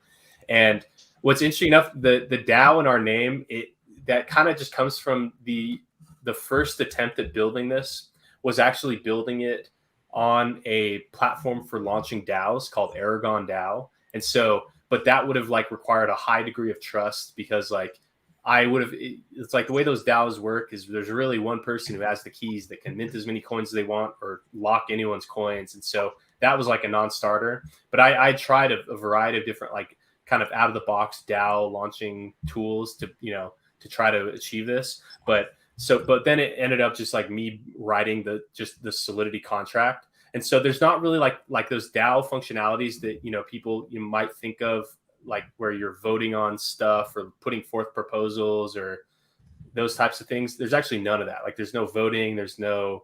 So it's just like, this is what it is. This is how it works. To keep it as simple as possible, so there's not as much space for people to attack, kind of thing. Yeah. DAO, it's kind of I use the term DAO in a very loose way. Like I view Hex as the most successful DAO, even though like there's no in Hex, there's voting on one thing. It's what should the interest rate be higher or lower? If you believe the interest rate should be higher, that means that you hold your Hex liquid. If you think the interest rate should be lower, that means you stake as long as you can. And then every person who's voting on whether they believe that interest rate should be higher or lower, they have to bear the full risk of their vote. Because when you stake your Hex, you have to lock in for that. If you hold liquid, you have to bear the risk of not staking. And so to me, that like Hex is a successful DAO because where the DAO is only voting on the interest rate and people vote via their staking activity. And then from there, it's like there's kind of like these like grassroots marketing efforts, and like look at your channel, look at all these other channels. People are kind of independent in an autonomous way, but all towards kind of the same goal. Kind of doing their own thing to like promote it. There's a lot of onboarding efforts. People are building stuff to support it. Stuff we're building, Staker app, Hedron, all these other things that people are building to kind of support. What I got to do my video on Staker app V2. I got to look at that. Yeah. They didn't say Maximus by name, but in the chat I asked about how to enable Staker app people to support it, and so there's a way for Staker app people to mint Maxi. But yeah, I mean, you look at this like this whole kind of distributed autonomous organization of people, even though we're not voting on stuff and in a Discord channel and stuff like that. It's so DAO is very loose, and we kind of apply that to this, where it's really Maximus is really we really don't. It's in the names of the stuff, just because that's when we made the accounts. That's what it was. It's hard to get the Maximus pure name, but it's not DAO in a traditional sense. But it, I guess people vote on what the total supply of Maxi should be, and that's kind of all they vote on. And then from there, they're just trading it. And so, it's not really a DAO, but it's kind of a DAO in the same way Hex is kind of a DAO. Yeah. GRC, did you catch that? Because I just want to, and because if there's probably a bunch of people in the chat who didn't necessarily catch what you were saying potentially, and can you clarify that? So in the sense that, right, people think of Hex as not a DAO. So I love the way your POV on that's super interesting, in that Hex can be thought of as a DAO in the same sense that, like, if you think about it relative to the interest rate and holding it in short term, or going less than like the average, or going greater than the average, is a way of voting in that. Can you touch on that again and maybe elaborate a little bit more? Because I'm sure that we lost some people. Yeah. So when you stake, actually, when you I'm sorry to interrupt. When you just, I got to take this. I'll be right back. Okay. Yeah. So when you stake your Hex, the act of you staking, when you get your T-shares, now there's more T-shares in the pool because you just staked and got those T-shares. And so that means that everyone's percent of the whole T-share pool goes down a little bit. And so now that there's more T-shares competing for the same fixed 3.69% annual inflation, so it's 0.001% per day, then that interest rate goes down because your stake is now in there competing for those earnings. And so that's all I mean by that, is that your actions that you take and the actions that you promote people to take, that impacts that interest rate. And so rather than the Federal Reserve, they have like a private board where they go in there and they do some ritual and eat the head of a chicken and a bat, and they're in their cloaks, and then they come out and they say the interest rate is 1%. Rather than that, the Hexicans vote on the interest rate through their staking actions. So that's kind of what I mean by that. And dude, I definitely want to get back to Jim Rat, what you said about kind of like mine and gold keys, like kind of history and like stuff. Yeah, just so people can know. Yeah. And then we're gonna wrap. Once Tangent and Orca join the bottom of the StreamYard, I'm gonna invite them on, and I'm gonna wrap up this conversation. But this is gonna be ongoing, obviously. So, and if you want to come on to my channel, I'd love to have another conversation with you, and maybe more details or just more broad stuff around it, because I'm brand new and I love learning, and I'd like people who have more experience and knowledge and learning from those people. Yeah, truly. Anytime. Cool, dope. That was super experience as far as the development and stuff. Yeah, so I went to college for optical engineering, so that's like lasers, imaging systems. My specialty was in like 3D imaging, and so like 3D camera systems. And so that kind of led into my first startup that I started during my senior year in college, which was a virtual reality camera and a 3D virtual reality app on the iPhone for sharing VR content. So that's what Goldkey and I worked on first together. Was we had created a 3D camera and a virtual reality app for iOS that enabled you to just like experience this like awesome, like you've never seen. It was way ahead of its time, but it's like truly incredible like visual experience. And so that was like our first startup. So we really went through the ringer on that, and while we were working on that startup, we actually got funding from a crypto company because we were trying to figure out how to let people that were making content on our app make money. And so there was an ICO that launched in 2017 called Simple Token, where they were building a platform for launching your own coin. And we'd reached out to them and locked down a deal where they provided 2 years of funding for us in their token. And so the price of the token went from like 6 cents to like $1.40, and then it just like crashed and burned forever. Like now it's like gone forever. Like I don't even think it trades anywhere.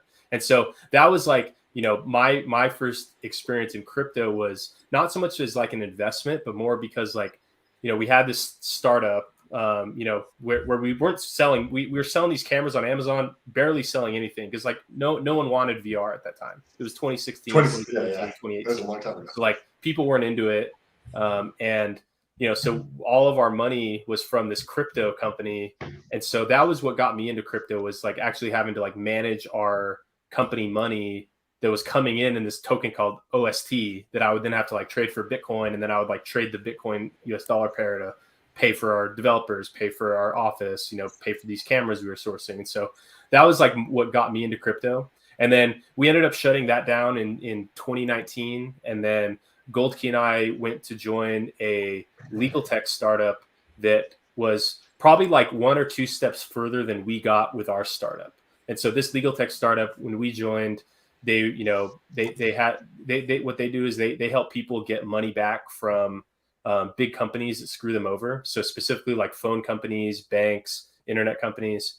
And so we went there, and then we built their product. So he's the designer, and then I was the developer. And so we built out this whole legal platform for people to get settlements back. And we got people something like over $10 million of legal settlements from Fortune 500 companies in the last year. And so we were at that startup between 2019 and then up to very recently. And so yeah, so we've been building startups together. You know, I'm kind of like a full stack Python engineer, and he's a really talented designer.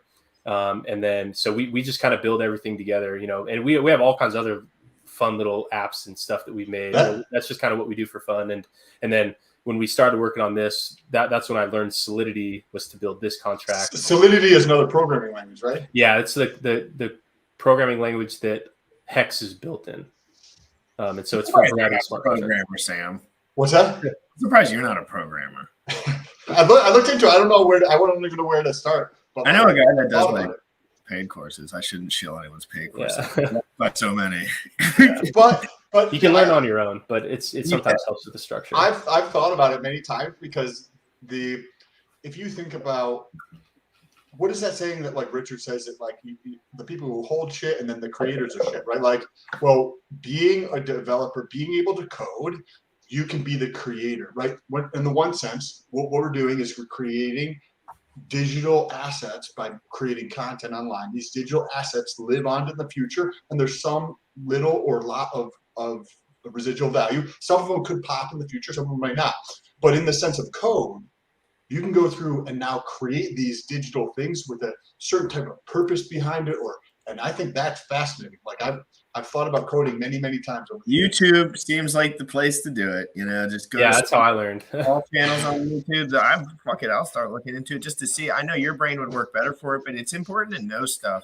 Like, even if you're not going to go all in on a subject, it's like important to know the ins and outs of the subject a little bit, just so you can kind of like, because people just stop learning about stuff like that when they're not doing it for business. They're just like, no, not important. But it's like, yes, it's very important to understand that if you're talking about crypto. I wanted to ask, if you're coming from a finance or like accounting background, I would learn Python. Python's like the easiest one to learn. It's like the one that kindergartners learn.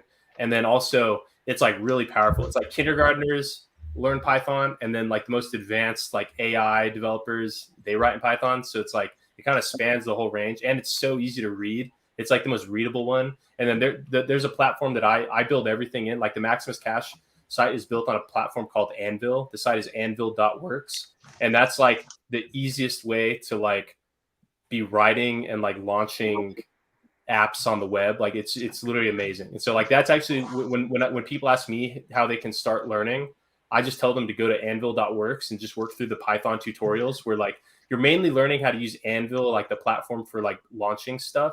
But then like through that, you have to write some basic Python. And that to me is like the best way to learn, because then it's like you're getting right into it. And then, you know, you don't have to learn all the really difficult, like technical stuff just to get started. And then it's just like very easy to do. So that's how I would recommend. If you were curious or just wanted to have fun, go to anvil.works and just tinker around on there with their tutorials. One of my goals for this quarter is I have a business and some other stuff that I'm doing, but like I'm like crypto. Like I told my girlfriend 2 years ago that was like, hey, the next thing I focus on after I've been covering Tesla for 10 years. So like the next thing I focus on is going to be crypto. And then GRC reached out. We connected again after about the 60 days ago, and he was like, hey, you should check out X. This shit's awesome. All right, so it was like that. That was like I was like on the cliff, and he was just like, go, right? And I just completely switched. So now over this next quarter, I would like to transition like away from the other businesses that I'm doing and stuff, and go be able to expand what I'm doing in crypto, because it's so fascinating to me. I love, and the community, at least in Hex and around Hex and pulsechain and stuff, it's like awesome. Like I get to talk to people that are fucking dope who know a lot more shit than I do. I'm gonna switch up the topics totally right quick. Like I want to come in and Hex Orca and Hex Tangent are in here. Feel free to stick around if you guys want. We're going to be talking about the price action right now. Can I ask one more question? Bring them on, but I want to ask one more question after they can come on. Can you in the video he mentions yield? Can you talk really quick about the Maxi coin and the yield? Yeah. So one, just like the underlying Hex yield that you're getting by holding but Maxi. Like the staking portion of it. Yeah. So there's no like staking of Maxi, like to earn more of it or anything like that. But if you wanted to, provide liquidity with your Maxi, you could earn the Uniswap trading fees that way. And so you're earning more Hex, you're earning more Maxi, and you're earning a fee of both of them. And so that's one way to do it. And then also right now it doesn't exist, but if we were able to get Maxi listed on one of these like lending exchanges, you could lend your Maxi and then earn interest on that. So say someone wanted to short Hex, like say there's a hater out there that wanted to short Hex. And so you could lend your Maxi to them and then, as like a way to short it. And then, so they would then sell it and then hope the price goes down to pay you back. And then you earn the interest on that. And so if there was high demand for shorting Hex, then you could earn yield by lending your Maxi. And so that's kind of the extent of it, there. And it's something that the Maxi community wants to do is get the Maxi Hex pair listed as one of the PLS or the pulsex incentivized pairs, because it's so like beneficial for Hex in general. I think actually has a really good chance of being one of those listed pairs, because it's just like another Hex pair. It's like kind of there's the EHEX PX pair, and then that's like a Hex to Hex one, and then the Maxi to a Hex one, because Maxi's fully backed by Hex. That one's kind of like a Hex to Hex one. So hopefully that can get some momentum there. But yeah, those are the yield opportunities that I like that yield opportunity a lot. Thank you for taking the time to share all the information. It's been awesome. I have to run. Hex Orca and you said Tangent are in the background or something. Yes. Tell them I say hi. Anybody who's in the comments, thank you for taking the time out of your day to participate with us here and learn and grow just like we are and be part of the community. If you want to check out anything that I'm with social and making content fitness wise or crypto wise, should be a link down below. Dipcatcher, I'll reach out to you on Twitter if you want to do a video with me. I would love to. GRC, we'll talk later today, brother. Thanks, Sam. Great meeting you. Yes, sir. I need to get where you guys are at. Throw up a bicep for us. There we go. There we go. Oh yeah. Well, cool. Yeah, man. Thank you so much for letting me hop on. I was literally about to go to the gym this morning, and I listened to your thing. I'm in my car about to go. I'm like, wait a minute. I want to make myself available. I definitely want to. That's dope, dude. I appreciate you so much, man. Thank you so much. But I am gonna have to hop off. So maybe I can transition out as these other guys hop in. But yeah, no, you're good, man. Yeah, thank you so much. I appreciate it. We'll have to do this again sometime. Yeah, we'll talk soon.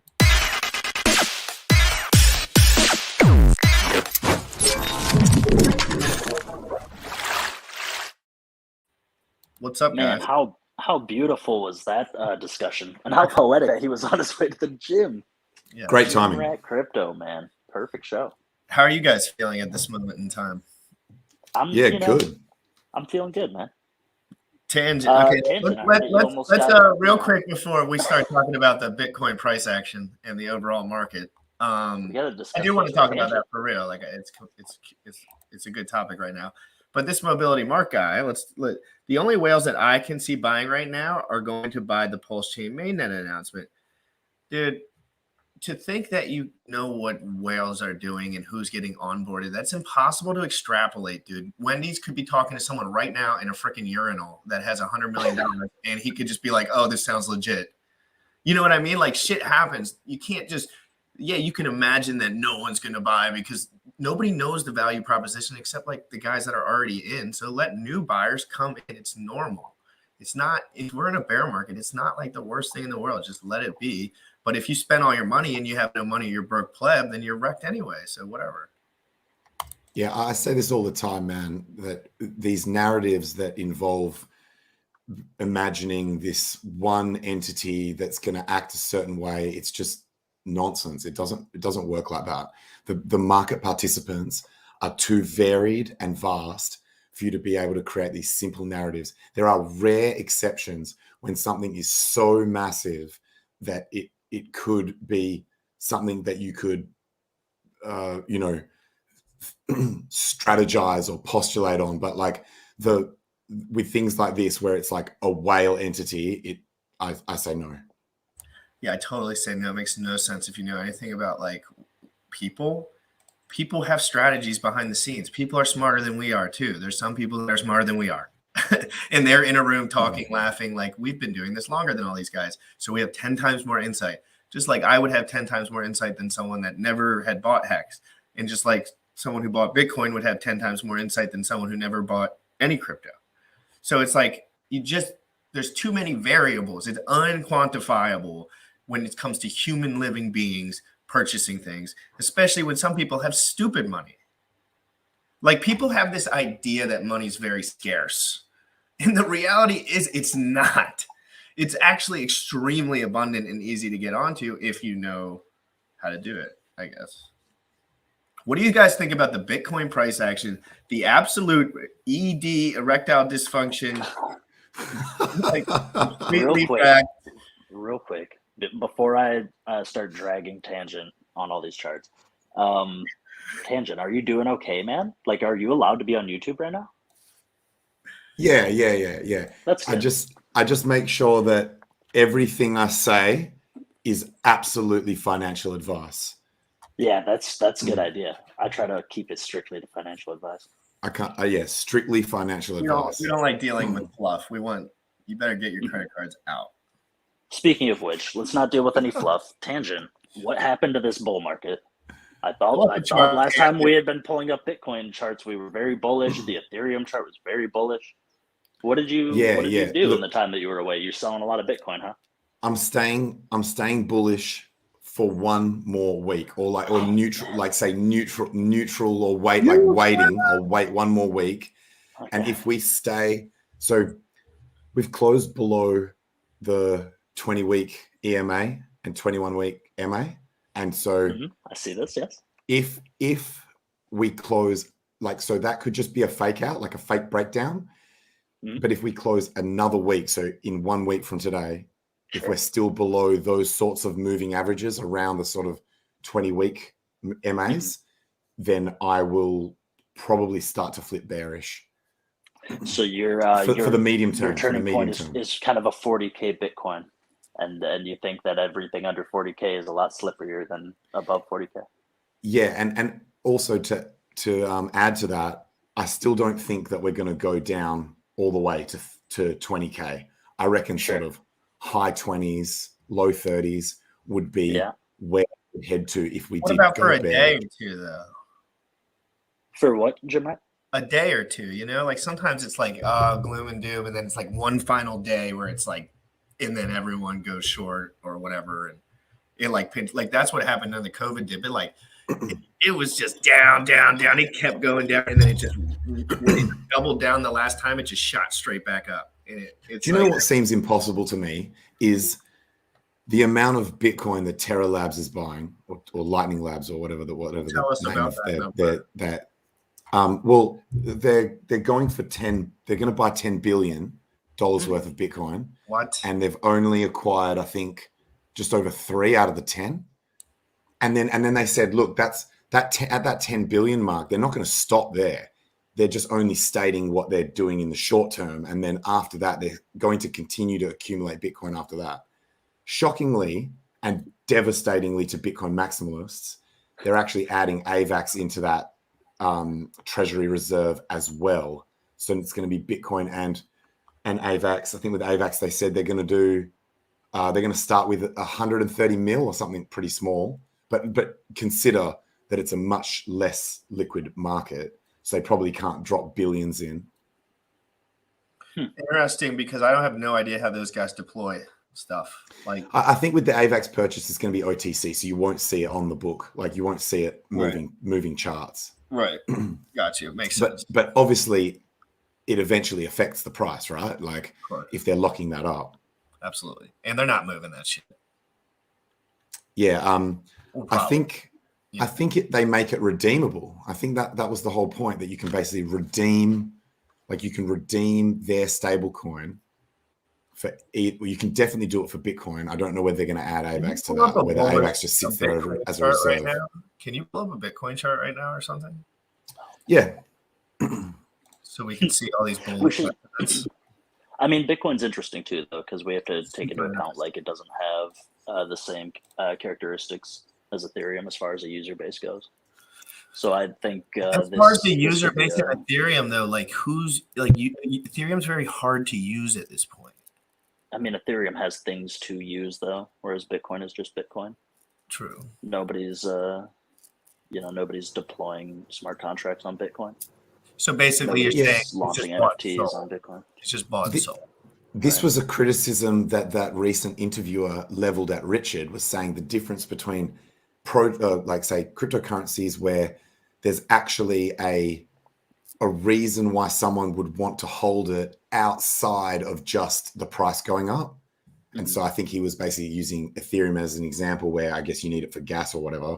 Whereas he was saying with Hex, but the same accusation could be applied to Bitcoin, that when someone decides that they've made enough gains or that they just want to hold something different, then you sell it. Like the only reason to hold Bitcoin is for the price to go up, right? Like, well, unless you're super maximalist, like some people, yes, and yeah. you think if you're that total killing maxi everything and you in think Satoshis. it's wealth storage, or that you're bettering the world, yeah. So you're right with cryptocurrencies, any cryptocurrency. If you believe in that particular token or coin, you might be holding it ethically, that you believe in it from a change the world point of view. You're absolutely right. This guy says, is there any efforts to connect the Terra and Hex community? Actually, yes. I hashtag Terra Luna in 90% of my videos, because I actually like the guys over there, because they're actually smart a little bit, at least. The Terra, yeah, I think the Terra Luna community is really smart. Well, that's what I've heard. I've heard so many conversations. They're kind of just like talking about technicals for the most part when I see stuff, and I kind of like when I see that, you know, like I like when people, even if it's boring and like not as explosive as Hex because of like the marketing schemes, it's like when people are talking technicals, like I stick to those kind of conversations, because it just means people are thinking in detail, really. I popped into one of their Twitter spaces one night, and I could have just replaced every time they said Luna with Hex, and it would have sounded exactly like a Hex Twitter space. With a lot of the people on their speaker panel were really well informed, and they were breaking it down.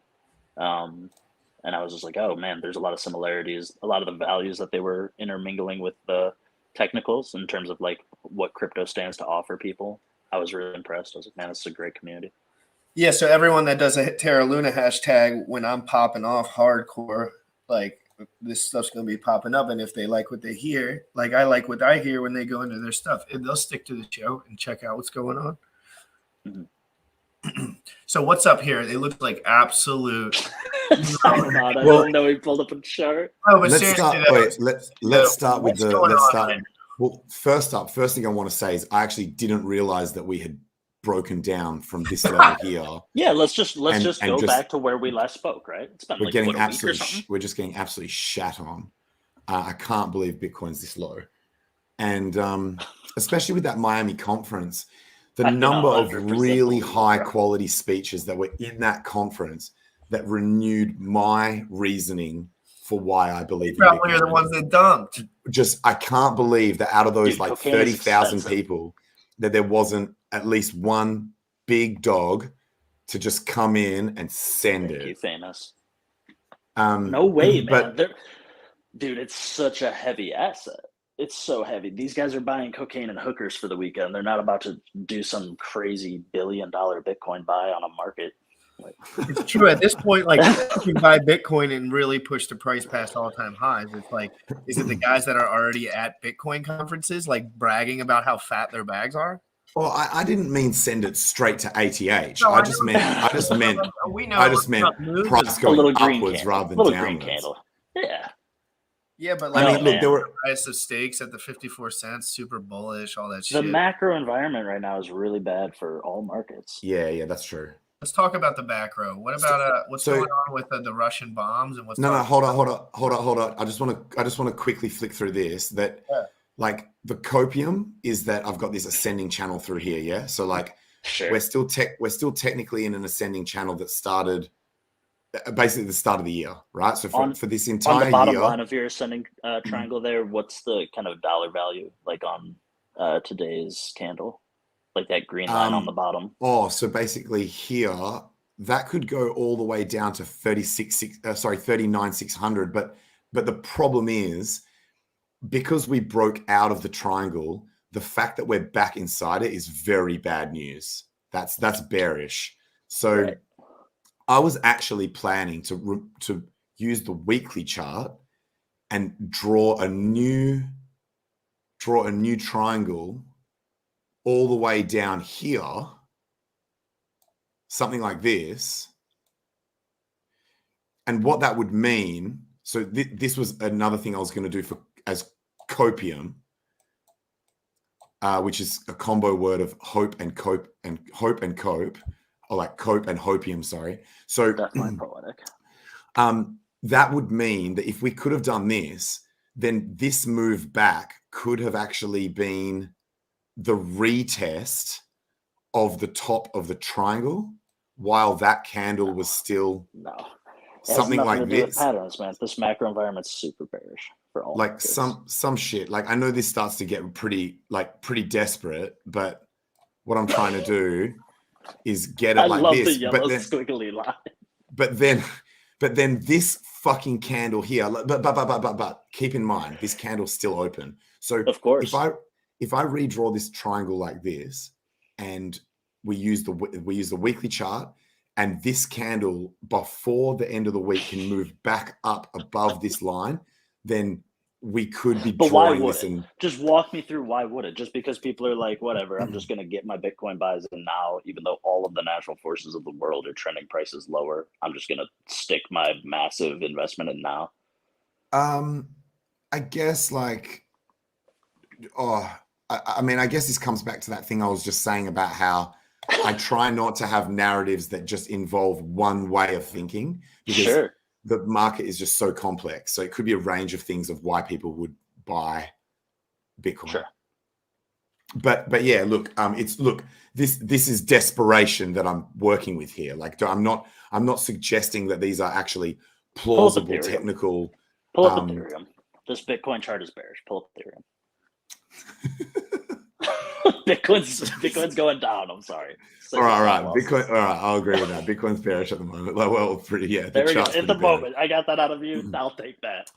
I'll just say it's looking bad. It's looking bad, but I'm going to wait another week to confirm.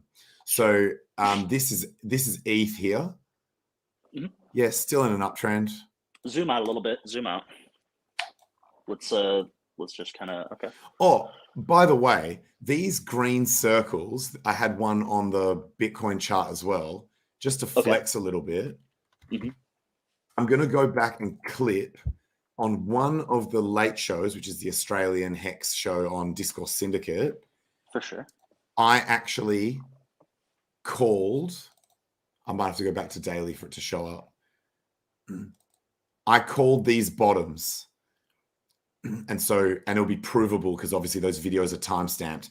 But I called this as the bottom, and on ETH, like obviously it was slightly in retrospect. We had moved past the actual low, but I still like shortly after it, like it was within a couple of days, called that as the bottom on Bitcoin, which still that call is still intact. For now, yeah. Obviously, for now. What price obviously, is that? What price is that? Obviously, financial advice. That's going 33,500. Okay. That was like the bottom of that wick. Mhm. Because I just noticed that, they looked like capitulation wicks in retrospect. And then down here, this was the ETH one at 2180. So that's still intact as well. We had this lovely uptrend through here. 2180 Ethereum. We've broken down. So, but we've got a couple of moving averages below and like 200-day. Look, and that's actually the 200-day and the 100-day. Sorry, the 100 and the 50-day. So that should probably provide support if it hasn't already. Looks like it may have already. What if the Feds raise rates, Orca? I mean, how much are they going to raise them? I think that doesn't help, right? That doesn't help stimulate a lot of investment in the economy or in markets in general. And then, but I think from a bigger point of view, right, you've still got a narrative in the media about things that people need to wear masks about, and there's limited travel, there's limited human mobility right now, which is a major suppression to the velocity of money. So does that right make now go into crypto, because crypto's kind of like you just sitting at your computer chilling? I don't think that there's enough critical mass of DeFi that's distributed widely enough yet Isn't that crazy? in the population to be that decoupled. I think right now it's still very much hinging on the convenience factor of centralized exchanges and money services. So for now, you're going to still see some relationship between those two asset classes. But I can make some bullish pitches for crypto that would be harder to make for legacy finance. Yeah. So he showed us that the Bitcoin chart is bearish, just like it was back when we last talked. And I told him it was a fake pump. And then Ethereum is obviously breaking down. But if you look at like Ethereum with relation to Bitcoin, Ethereum had been diverging. It's been appreciating relative to Bitcoin in long time horizons. So like you could say that Ethereum is catching up to Bitcoin. And then in short time horizons, it was really breaking away from Bitcoin and overperforming. But now that we're entering sort of an inescapable decline in many major assets, as well as just asset classes, it may be viewed relative to fiat that actually what we're seeing is Ethereum trimming its relative value back to par for present value on Bitcoin. Interesting. And then that serving as what is often not referred to as support, but as true price support from an institutional standpoint, because the relative risk of an immediate opportunity cost investment of Bitcoin or Ethereum is back to a relative beta of 1.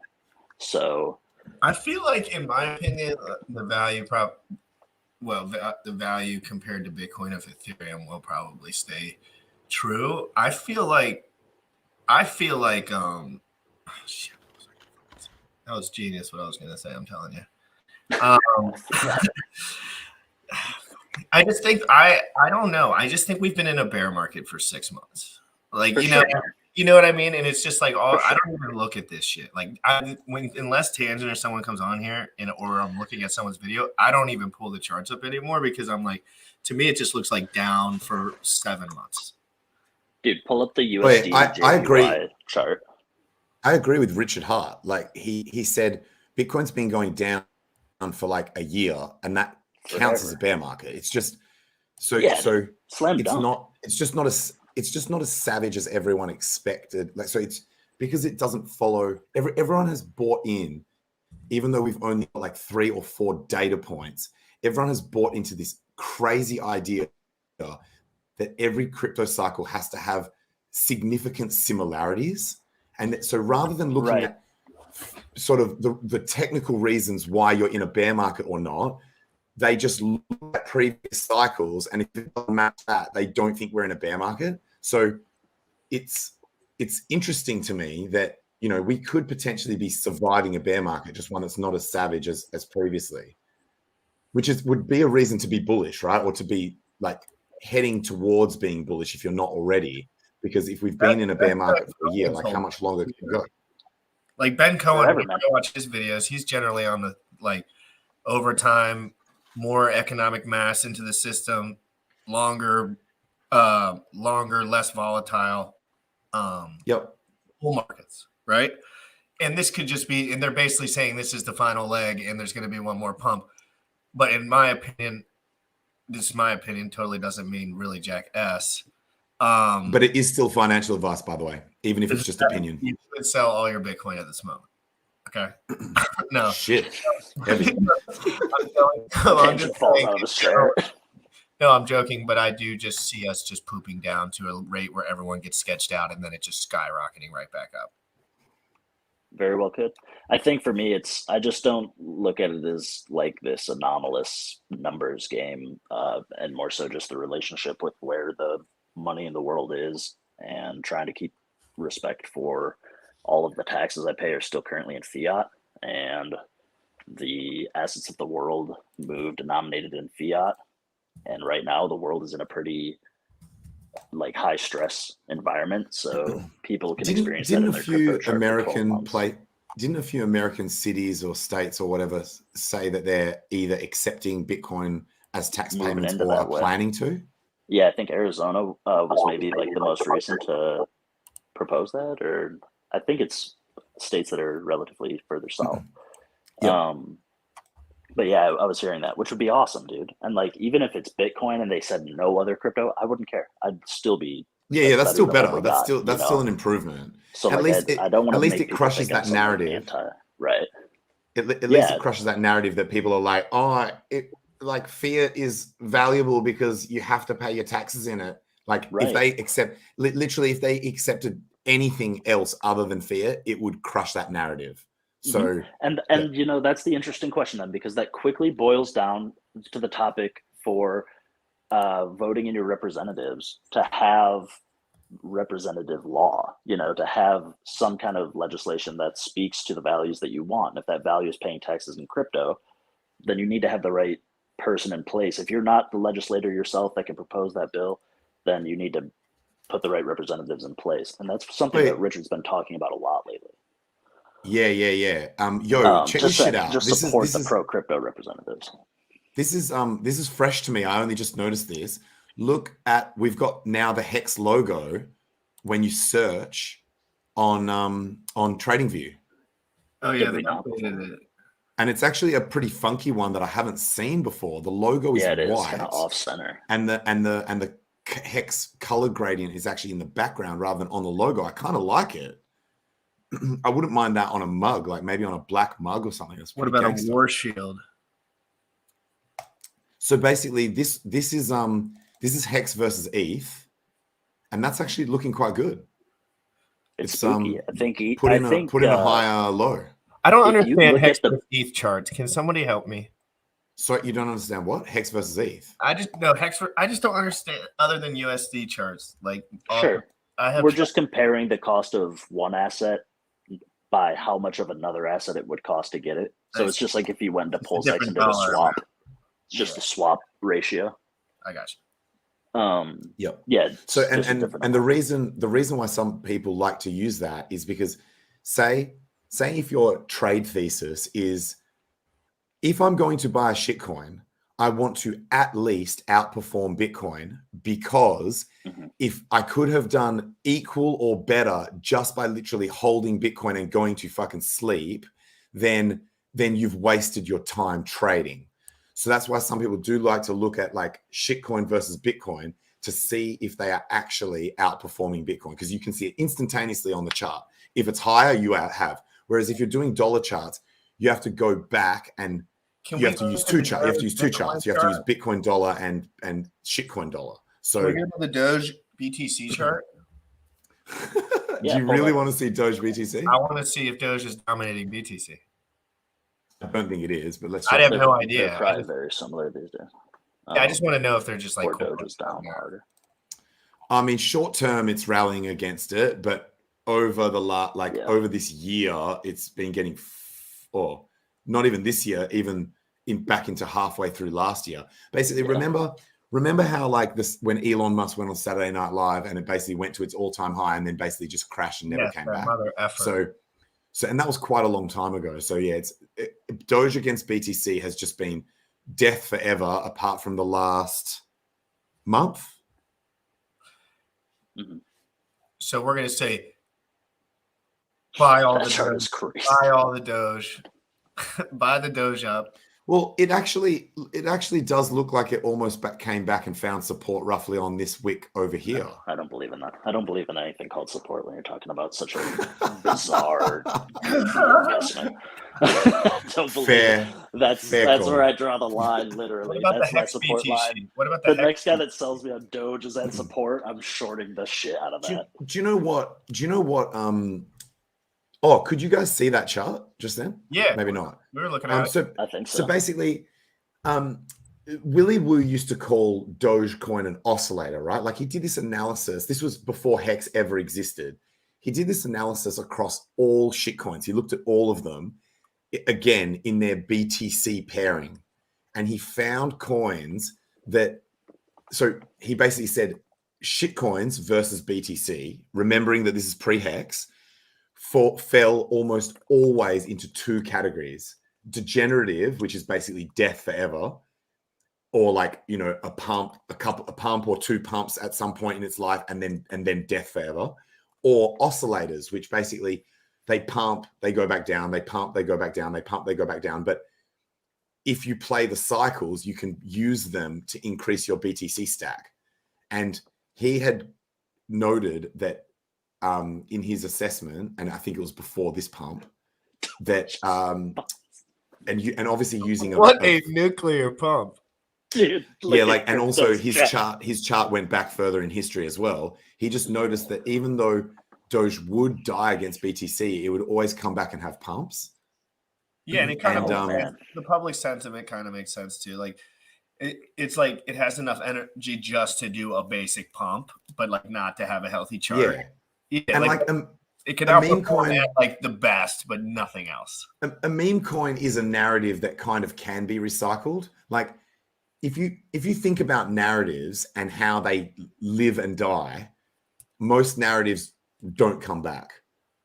Well, but a meme coin, the narrative is so stupid that if it can pump once, it can pump 100 times, right? Like as in, wow. The narrative doesn't get who is logically this guy, debunked because it was never logical to start with.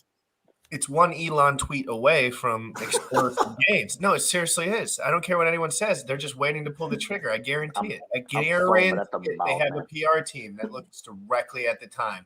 When should we go back at that Dogecoin pump? All you got to do is send a tweet out. Yo, I thought there was serious alpha in what Richard said about Elon. Shares of Twitter. Elon almost certainly is going to buy more Twitter stock based on that assessment that he made. I was like, damn, that means buy Twitter. Like buy Twitter before he buys the remaining allocation, because he's capped out at something like, he made an agreement with the board that he's capped out like 14%, but he's only got like 9.2. So Richard's saying you best believe he's going to max out his allocation. Like, can we look at that like chart, like a basic chart of Twitter? Is that possible? Yeah, I think TradingView's got, even though I've never looked at stocks on TradingView, my shit's locked on crypto, but I can flick over to stocks. This is really interesting, all these other charts too. Orca just rugged himself, but he'll be back. Here we go. Got it. Oof. This month has been wild. Let's go to the daily.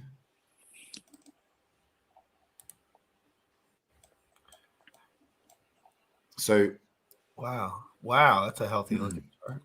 Sorry, I rugged myself. What chart is he pulling up? So this is Twitter against the dollar. Okay. Because he was That referring gap up is Elon.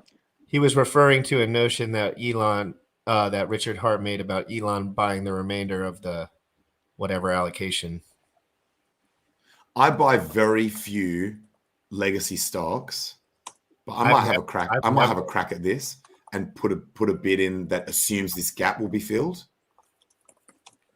I have never bought a stock. I bought all the like GameStop, AMC, all the like fight the hedge fund ones. And then I've bought some stocks that are like crypto related, like either tightly or loosely, like Coinbase and like Nvidia and shit like that. But basically, even my any stocks that I would ever buy would have to either be crypto related or freedom / fuck you related. Like, get what I'm saying? Yeah, for sure. No, I totally get what you're saying. I like that. Twitter gets a horrible rap, to be honest. Like, if you don't care about what other people think, Twitter's a wonderful place where you can just shill all your shit. Like, you just have to not read stuff. Like, just don't read anything except Richard Hart's tweets and like 10 of your friends. Just put the notifications on, and then that's all you do. Did you guys hear about? I forget who I got this tip from, but you can actually put.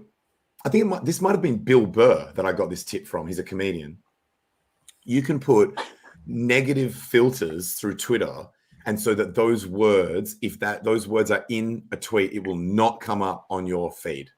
So if you are sick to fucking death of hearing about some fake ass nonsense that you don't want to hear about anymore, that you consider is fake news, you can actually censor your own. Just be careful not to end up in an echo chamber. But if there's something that's just causing you stress or that you're just sick of hearing about, you can actually make it so that it doesn't come up on Twitter, and then you can just live in a happy world. Like, you can just live in a stress-free, Oh, damn it, dude. You're talking about Twitter's filters reminded me that I wanted to ask, but he's already gone. The developer for Maximus DAO, I wanted to ask if he had any recommendations as far as YouTube lessons for Python. Just because he's had. Throw those in the chat. I got a guy in the chat that learned by himself on Python. Soul. Hey, throw in the chat a good resource, and one of them was called Anvil something. Yeah, I remember Anvil, and then somebody else. I think it was Jawa brought up, or not Jawa, but someone else brought up another. It was Soul. Yeah, Soul brought up. I've got one for you because I taught myself Python. Not the whole way, but I tried and then ran out of time. I can hijack scripts that are already written. I'd like to just start from scratch. There's like basic tutorials that come with it, like that are part of that are actually by the same developers that created the language. They've got a bunch, like a heap of tutorials that you can go through, and it's like, and it's got the answers as well, like so that you can try to code the solution to a problem, and it starts off real basic and gets harder. And so that might be a good place to start. I heard someone say YouTube videos. I think that's quite sensible as well, because that could be quite an accelerated way to learn. And if you want to, I know a couple of guys that do courses, and they're definitely expensive, but if you have money and don't care, just like it's like 10 people, 20 people in a webinar, and they just do coding shit. And that's how I learn personally when I learn stuff, but because I am not good at, I just better at like moving while someone's talking. Like, way better with YouTube videos. I've only learned on YouTube videos. I've never learned from anything else in my life. Dude, it's the great educational migration. That's why GRC is such a fucking genius, dude. Like, GRC is just freaking That's why I support the channel, man. You're putting out really good educational content. You get a lot of stuff from the horse's mouth. That's important for people to have, because a lot of people are just, kind of using the algorithm to their personal benefit and at the expense of bitch is what they are. Curiosity. Loosey with their lips. They don't say what they mean or mean what they say. They just say. They just talk. And it's like at some point you can only ramble on so much before you say 10 things that are completely wrong as fuck. And then everyone clips them. You know what I mean, though, Tangent? Like, that's why when I say things, I'm just like, where is the person? Like, bring him on. All right, we have strike one against you, Tangent. your Bitcoin bullish market. We'll do a half a strike because we both agree that we could be optimistic. Under 40K for half a strike. My subscribers have been very kind to me. There's a lot of stuff that could have been clipped from my videos that out of context would have made me sound like a freaking psycho. And maybe so, not yeah, even out of context. People even not out of context. Is there anything else you want to look at or talk about? Anything you thought about Richard Hart's stream? I wanted to ask you. Are you all in on Maxi? Are we going all in on this bad boy, or I'm joking? I'm just fishing for financial advice. I got 3 advisors now. I don't do anything without all 3 of them giving me the checklist. So that all 3 of them have to agree. There needs to be consensus among advisors. He's running a consensus. I maybe need that. Maybe we should start a DAO. Mess up. Other than my Swiss cheese security early on, like in my general life, I don't miss a lot when I'm focused. Like, yeah, I didn't know anything about fucking cybersecurity. I ain't gonna lie about that. But now when I'm aware, when I have the awareness, like I'm pretty good at not missing much. Like, so it's good. This is all good. It's teaching me how to be super focused. As far as Richard's stream yesterday, did you pull anything from that? What did you think about his temperament moving forward through the stream if you watched it? I thought the stream was awesome. That was with Alex. Yes, it was. I can't remember his handle, so otherwise I'd say the whole thing. I thought it was really good. I thought that the interviewer did a great job of, like, the energy was right. If you want to criticize something that somebody made, that doesn't mean that you have to like be negative towards that person. Like, you can ask critical questions and still be someone's pal. And I thought he did an awesome job of just having a positive energy, even when he was throwing, if you want to be sensitive, you could say he was throwing punches. There were more like sparring jabs, just getting Richard to defend things that maybe some people would want to have a question about. But I thought he did it with a tremendous amount of enjoyable energy. And that's like a huge difference from the previous, debates or whatever. Yeah. I heard about a technique called the innocent inquisitor, where you ask as if you genuinely want to know the answer, even though the thing that you're asking about is a criticism or an attack. So it just keeps the vibe more friendly, and allows, and it also protects you that if the person just absolutely slays you, you're like, that's cool. I was just asking a question, yo. Like, do you get what I'm saying? Yeah, like, no, I've heard of something similar that nobody ever sees coming. It's called the Spanish Inquisitor. The fuck is that? Is that a joke? Oh my god, man! Is that a joke? Is that a joke? Lame. Yeah, nobody expects the Spanish Inquisition as the joke, bro. Oh, Monty Python. Yeah. Monty Python. Oh my god. Sorry, man. Fuck, we blanked out. Dude, I'm so sorry we blanked on that. I hope the audience got it straight away and we're laughing their asses it's off. okay, because I cracked myself up, dude. There's tears in my eyes right now. I was expecting something serious, so I wasn't like using my mind comically. If I'd been thinking, oh, he might be about to drop a joke, I think I would have got it straight away. It's like you two let me enjoy all of the joke. I got all 3 people's sense of humor for that, so thank you. I got to absorb all of it. So I actually noticed that, because I was watching that interview, obviously, and I noticed that a few times the line of questioning or thought that he was going down, I was like, oh shit, this sounds like he's about to bust out some of the shit that I've got that I want to ask Richard, that is like hardcore shit. And I was thinking, fortunately, he came close, but did not actually execute on any of my talking points. Yeah, so because you're kind of a professional when it comes to debating Richard Hart, what would you grade him? Like, what compared to your C grade material, where would you rank Alex? Well, I guess the reason I was fearful that he was going to drop some serious shit was because he claimed that he was a deep researcher. He said, that's what I do, deep researcher. I found Hex early. I've looked. You buy that? So I was like, well, compared to the shit that I've got, that was rookie level. Oh, so you're saying, but compared to other, or would you put yourself like top percent? But like you could still obviously. I mean, what is a deep researcher? Someone who goes all day long. Well, I guess maybe I'm being unduly harsh, because he might be a deep researcher, but obviously he's doing that across multiple projects, whereas my focus has been Hex and Bitcoin for the entirety of Hex's existence. So maybe it's too hard for someone else that's not being solely focused to be as hard. But I'm just shocked that some of the stuff that I've got has literally never been asked. Nowhere. Do you think there's a buy wall? Not Twitter. Not. Like, do you think it's hard to get to Richard because they're worried about career-ending memes?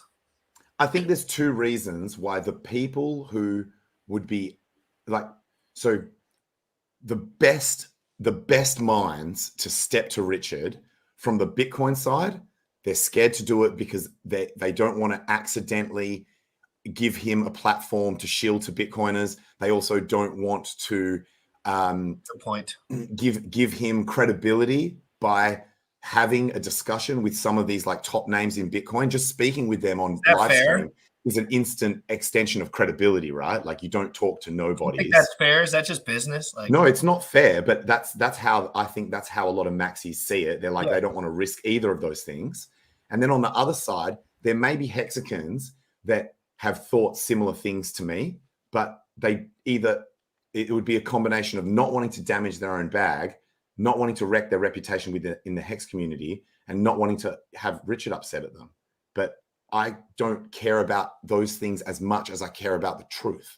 So, and Richard has upset me with some of the things he has said about Bitcoin that I don't believe are accurate.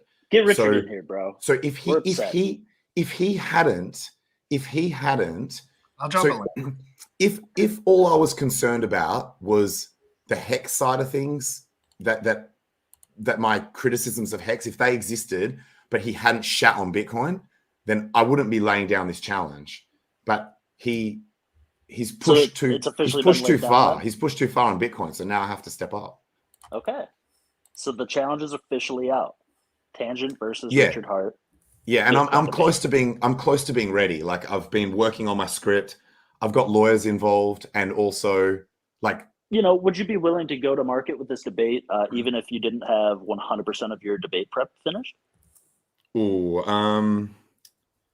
Probably not, because then there's a risk. There's more because I care about everyone's time. No, because sure. Someone popped on. Right, I sent him the link and said Tangent wants a BTC. He probably won't come in, but what if he did? I wouldn't even be ready.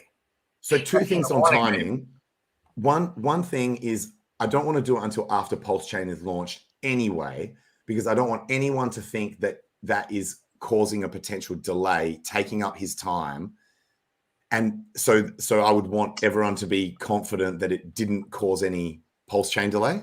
And then number two is, for the sake of it being super efficient and also really high quality in terms of like the content, I don't really want to go in half-assed. I want my script to be flawless. And that's something that I've been getting most of my external help, people that are helping me with debate prep. I've got the guy. I've got literally the smartest guy. I've got literally the smartest guy I know in real life helping me with debate prep, and then the smartest guy I know who's also a deep hexican, who's maybe not as smart as that guy, but he's the smartest out of everyone I know who's. Richard came on. Would you give us a teaser? Yeah, I mean, yeah. If he as we got C grade material last time. I mean, are you prepared to share high C, low B?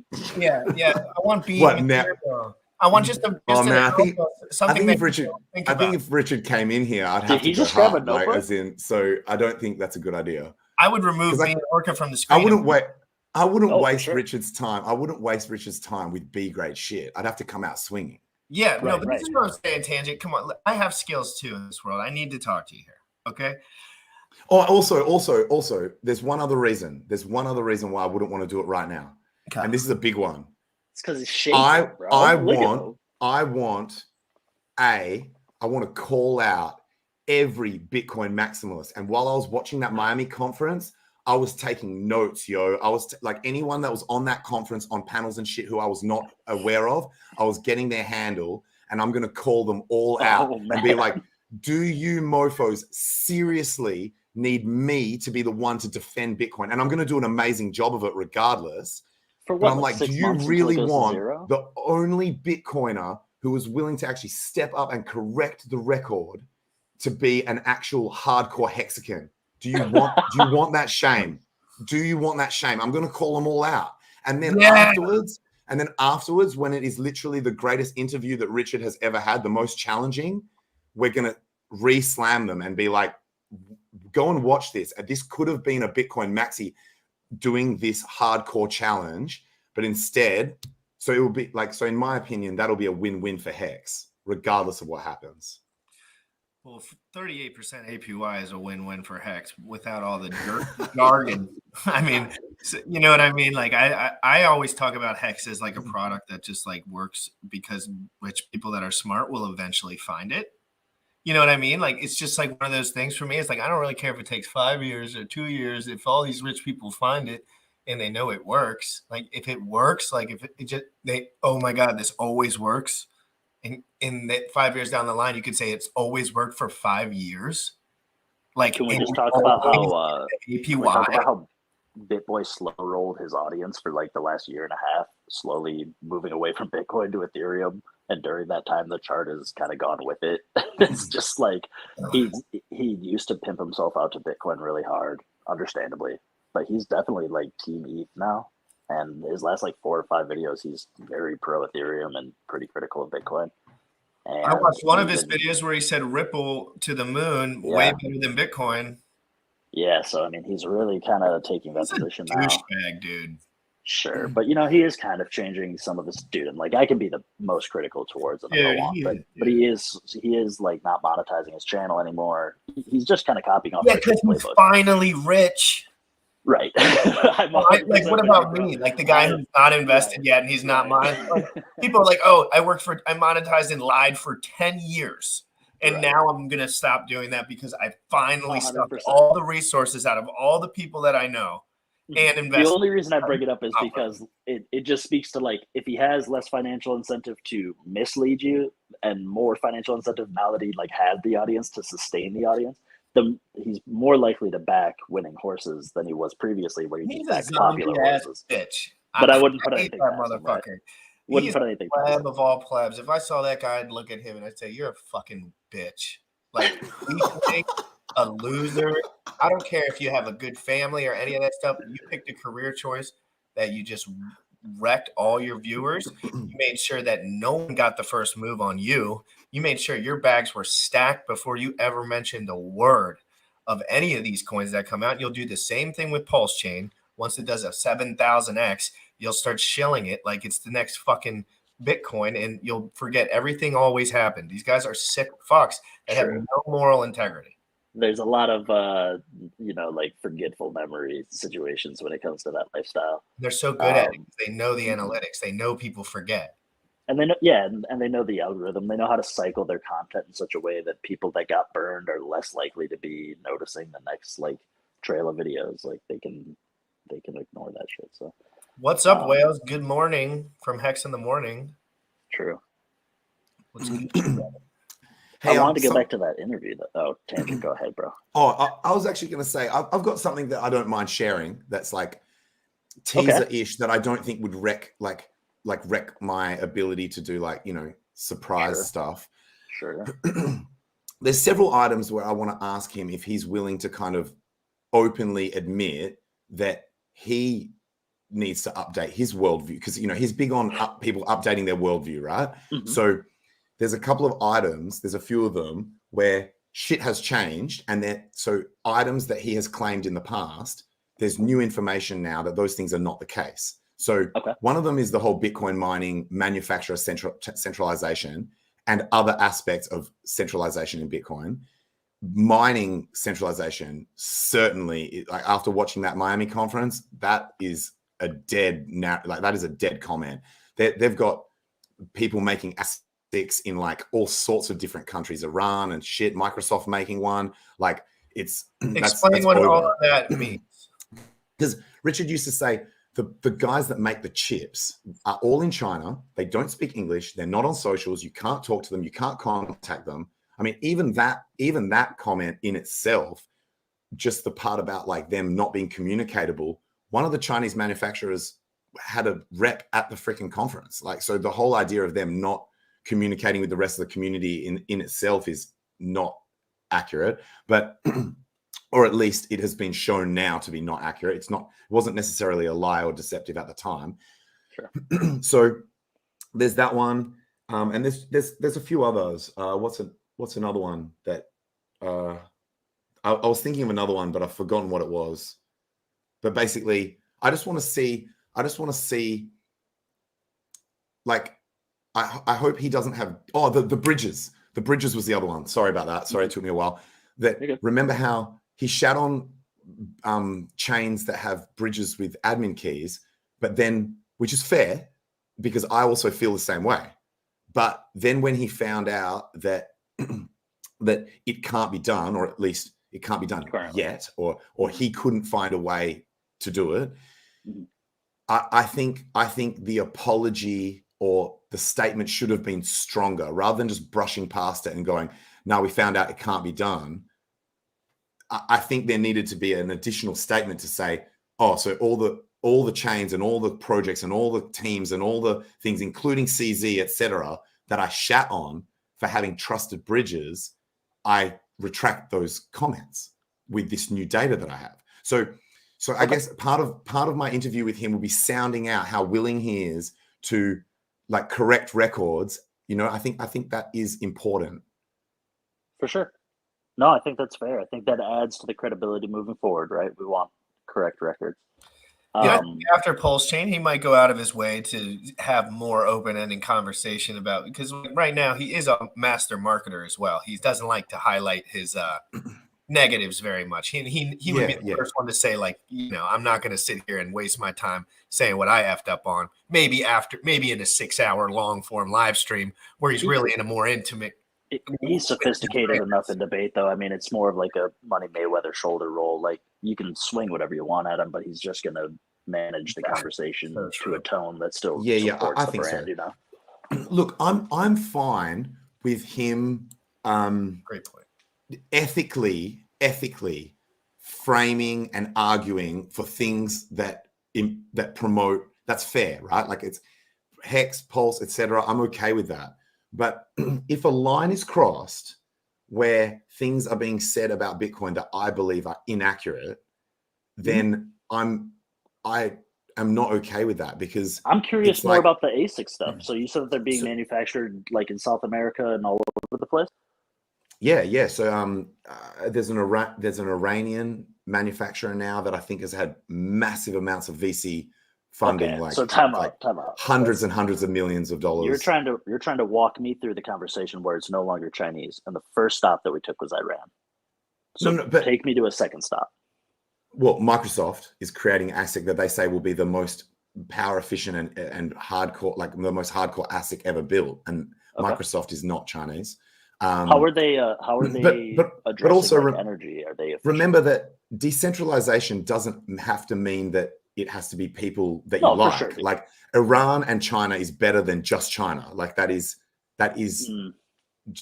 decentralized in terms of nation states. It's less. It means it's less likely that the Chinese government can do some crazy shit where they just tell all the manufacturers that they can only give them the chips. I'm not sure that's true. I'm not sure that's true based on their relationship. What, their relationship with Iran? Mm-hmm. There's a very high likelihood that the manufacturing is still owned by the CCP, even the manufacturing taking place in Iran. I wasn't aware of a strong link between Iran and China, but if there is, then that's possible. But it's you can see the direction that this is going in, right? Like, for sure. There are even companies trying to develop home miners that can be parts of, like, this might be fantasy, this might be pipe dream. It's probably unlikely, but they're talking about sort of like incorporating Bitcoin miners into like heating devices, so that you heat your pool or you heat your home with a Bitcoin miner, so that what you're paying for the electricity is actually, you're not as stressed about the cost of the electricity, because you're actually getting a dual function out of it. or just miners that are efficient enough to, or tailored to being able to use at home, because ideally you want that level of decentralization, right? Like ideally you would want every household to be able to, then you can't kick any doors in, then you can't. That they're like directly contributing to the ledger. Yeah. Like, that I was, without going into in too much detail, I'm going to talk to him about different types of centralization. There's hardware centralization, pool centralization, and, holder centralization. And I think there might be like one or two other. So those different types of centralization are also worth specifying and arguing independently. But Yeah, did I miss a question of yours? No. No, you actually answered it, but I cut you off. You were just saying that Iran had it, and then Microsoft, which was interesting. I just don't keep up to date as much. They were the biggest ones. There were others, but they were the ones that were most notable. For sure. I want you to highlight a potential blind spot in my worldview, because my current worldview is I'm becoming less and less enamored with proof of work protocols, just due to the inherent energy behind the computing. Now I understand there's different, integrations of proof of work. So but yeah, shine the spotlight. So proof of work versus proof of stake is an entire section that I would talk to Richard about, and unfortunately, don't spill any of the A material, right? Yeah, so like push the envelope. That's fine. That's probably I'm not buying the A material unless I won't drop behind the scenes. I won't drop the proof of work versus proof of stake argument, but just can you give me just some proof of work without proof of stake? Could you give me just some of the benefits of proof of work that maybe I'm failing to identify? No, most of it is actually 85 active viewers all got it wrecked. Most of it is explaining why proof of stake doesn't work, and hence that means we need proof of work. Like, okay, but you're familiar that we have proof of work within pulsechain, right? Because that would be his immediate response. Most of the points are either comparative or just purely shitting on proof of stake. Sure. So I don't think there's anything I've got that is like just a good comment about proof of work that solely and doesn't talk about proof of stake. But keep in mind, I'm not concerned that pulsechain is proof of stake, because I do agree with most of the things that Richard says about why it's okay for pulsechain to be proof of stake. So I don't want people to start panicking and be like, oh my God, Tangent thinks that pulsechain is a fail, and that won't work because proof of stake. I think it's nobody's listening to your advice after bull market Bitcoin last week or whatever that was. Some financial advice for you. Don't listen to them off. Listen, guys. I love handing out financial advice so much that sometimes it's bad, but I just run with it. And keep handing it out. Like, that's my vibe. I get my shit hacked like a fucking G, okay? So if anyone should get information, it's from me, because I know how to get hacked. That's what it's all about, man. Look, he can tell you exactly where they ran off with his money. Yeah, I'll tell you. You want to know what to invest in? Exactly. See, Tangent doesn't know legit because he's never gotten completely wrecked, like Jim Rat. That's how I know. That's how I get my every guy that I talk to about their stories about getting wrecked, it's always really bad. It's like they made a trade that just was really bad. Like, it's usually a trade, right? It's not usually a hack. It just, everyone gets a wake up call. A shot to the face is a shot to the face. NVIDIA got a wake up call today. I haven't. You lose 20 G's. You lose 20 G's in a moment. You're gonna punch the wall either way. It doesn't really matter how it occurred. It's just like, you know what I mean. So, what do you guys think about the security in Hex? People making stakes, people kind of endorsing really long stakes right away without anyone really knowing what the fuck's going on necessarily. Sometimes. Sure. Because my first account was completely nuked and wrecked, and it got, so I experienced it. Yeah, dude, and I'm a little familiar with your story, right? So like, we know that Richard speaks to a feature of Hex being that when you stake it, one of the benefits is that it disincentivizes the theft from a hacker, because if they nuke it presumably based on how long it is, et cetera, it could, not even be worth the while to emergency unstake if the gas fees are so high. But also, there's something to be said about people in the community advocating immediately for 15-year stakes, because we oftentimes give out advice without nuance, and that's really reckless and irresponsible. Which is why I think it's just hilarious to say, like, hey, this is financial advice. It's because it's like, yeah, sure it is. It's just missing like 99% of the rest of the recipe.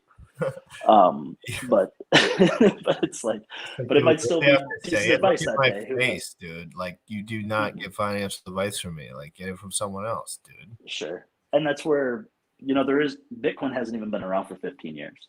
And so you can, as long as people are just transparent about their worldviews, Tangent and I may have different views with regard to Bitcoin in terms of like immediate price action, but we both prefer Bitcoin to fiat. So there's nuance, there's layers and different degrees that you have to look at it from. So I think it's a bit reckless to just jump into the conversation about a Quattro Cinco if you are not immediately specifying the proportion of allocation of funds, the relationship of discretionary income with regard to the obligations that person has in their life. So if you just tell people like, oh, it's a can't lose 15-year bet, Bitcoin hasn't been around long enough to even make that claim. So yeah, that's a good point. Keep that in mind.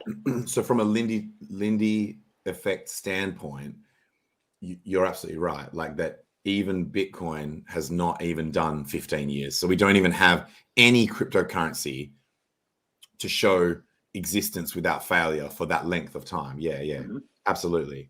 Even though I do actually think there's a really good chance that Hex will easily make 15 years, especially once pulsechain exists. Some Quattro Cincos. Yeah. It's also people understand like it's easy to allocate a little bit of money to something, and then you're just like, whoopsie. If it's a problem, like you're just like, whoops. But it's just a little. I really like the theory of you investing proportionally to your confidence. So you can apply it to everything, right? Like you could say Hex versus Bitcoin. Are you 100% sure that Hex is going to succeed and Bitcoin is going to fail? If you're only 99% sure, then have 1% Bitcoin. Don't do 100% Hex. Hex 15-year stake. Are you 100 to do your entire stack for 15 years? Are you 100% certain that Hex will exist in 15 years? No. The answer is no, because nothing in this world is 100%. So maybe don't put 100% of your stack for 15 years.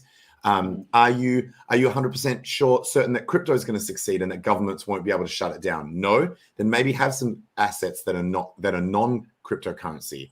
Like, I mean, I don't follow that rule. But sure. See how it works. Where it's just an easy way to like logically back calculate how not all in you should be going on something. Sure. Responsible filters work for responsible people. I think, obviously I've seen people that'll degen into a penny stock because they're absolutely certain they'll go to $1, right? So like the same thing with Doge, and it almost made it to $1. So those people might even be more poisoned, right? They might even be more convinced that $1 is happening tomorrow. So there is something to be said. Like, I like your idea of the confidence. And then also, unfortunately, the people that probably could most benefit from that tool are least likely to engage the markets with that sophistication. Did I tell you guys about how I made a bet, like not a bet, like a one-sided bet, a promise that if Dogecoin went to $1, I would buy a top spec Tesla, which at the time would have been like a Model S, like Plaid or whatever, wrap it in the Dogecoin logo wrap, and then light the car on fire. And so as it was approaching like 70-cent mark, because I'm a man of my word, like I was like, oh shit, am I going to have to light a Tesla up? And fortunately, it did not happen. Fortunately, that's a massive blowback from pop culture. Also, I made one rule was it had to be in this cycle. It couldn't be like that's the following, because obviously, like eventually, if Bitcoin was like $2 million, then sure, Dogecoin could be over $1, whatever the fuck. So I said it had like this cycle. So I think I'm actually pretty safe now. Like I don't. think, If you think this is a bull cycle, fucking Doge is going over $1. no. I mean, I'm safe in the sense that I could argue that we've been through another bear market. Yeah, true. Do you know what I mean? Like in my opinion, I could plausibly deny the fact that it was within that cycle, but we'll see. Right. We'll see what happens. Interesting. I hope you're right, Tangent. What do you guys think about my new fitness journey that I'm about to embark on? I'm excited for you. So protein sources and fruit, is that it? That's all I'm eating for the most part. Protein sources and fruit. I'm gonna have to re-engage with the algorithm if I can't gain any weight. Wait. Fruit. So you're going for gaining weight? You're trying to bulk up? To gain weight. I'm a little pleb right now. Why fruit? Because fruit is delish, and it's good carbs, and it's you don't have to eat too much of it. It's decent calories. I mean, if you eat a really tight diet, if you don't eat a tight diet, you shouldn't be smoking fruit down for sure, because it'll just blow your sugar out of proportion. But if you have a strict diet and you're eating everything in moderation, then fruit and meat is the way. That's what Sam's doing, and he said it made his stomach feel a lot better. Polican used to say, avoid fructose, so avoid fruits that are high in fructose. So he was all about like berries and shit, but also that if you're over 10% body fat for a guy and 16% body fat for a chick, then you shouldn't be eating any fruit at all. I'm sure you're leaner than that, obviously. But he was typically not a big fan of fruit being. Wouldn't agree with that. I think that whatever that dude is talking about is he's probably sells something that's kind of directly correlated to a certain diet of some sort. No, he was talking about it was to do with insulin sensitivity. So he was saying basically like you become insulin resistant once your body is over a certain percent fat. But he's also talking about people that don't have disciplined diets. It's like people like me and Sam are usually going to be outliers for every diet because fair enough. Yeah. Right. And and if you're smashing the gym, eat like pizza and then they're like fruit, and I mostly eat fruit and meat, but me and Sam will actually only eat fruit and meat. Like everyone will count on that I'm not going to eat anything but fruit and meat because I probably won't. And if I do, I'll probably just stop it. By the way, speaking about diets, right now, this is very rare for me. Normally, my eating is very healthy, but I got a bit blazed earlier, and I ordered a dessert pizza. This is it. Baby. It's Nutella. It's Nutella sauce with white chocolate chip buttons, pistachio nuts, and some kind of chocolate sauce as well. The shit is madness. Madness. That's like that fucked my brain up, bro. If there was a whole pie of that right in front of me, I would throw it in the trash. Yeah, you'd have to, man. I wouldn't even think about it. It's an automatic response for success. You'd bin it. You'd have to. Huh? Yeah, I'd bin it. I'd have to bin it. You can't let that thing linger in the house, brother. You're going to snack on that if you get any kind of weed in your system. 100%. Any sorts, you're gonna go right. And once you start, how are you gonna stop, dude? Being disciplined is more like a game. Yeah, it was a party foul. You got to think more about it. Being disciplined is like a game. It's like, how disciplined can I get? Like that's kind of the game I play with myself. It's more like, I like that. How disciplined can I be? Why not just try that rather than like, oh, can I get wasted like every other week? You know, to me, and everyone has their own time in life too. I'm also 28. I haven't proven myself in any way. Right? Like, so it's not like me partying. Maybe Tangent felt the same way at some point where he was working really hard and he was like, partying is not my main goal right now. Maybe.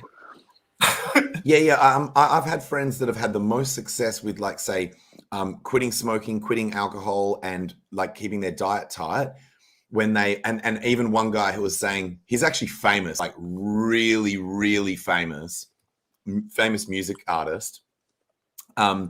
He was saying, and I won't say who it is because of this story, he was saying he did no FAP, like, so no wanking for 292 days.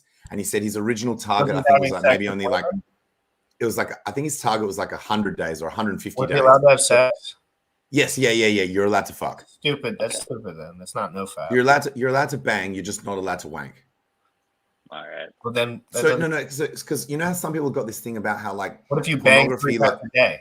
Pornography rewires your brain and like desensitizes you to like a genuine sex, and there's all these theories about how like as like I don't buy it, but I'm in the common sense world.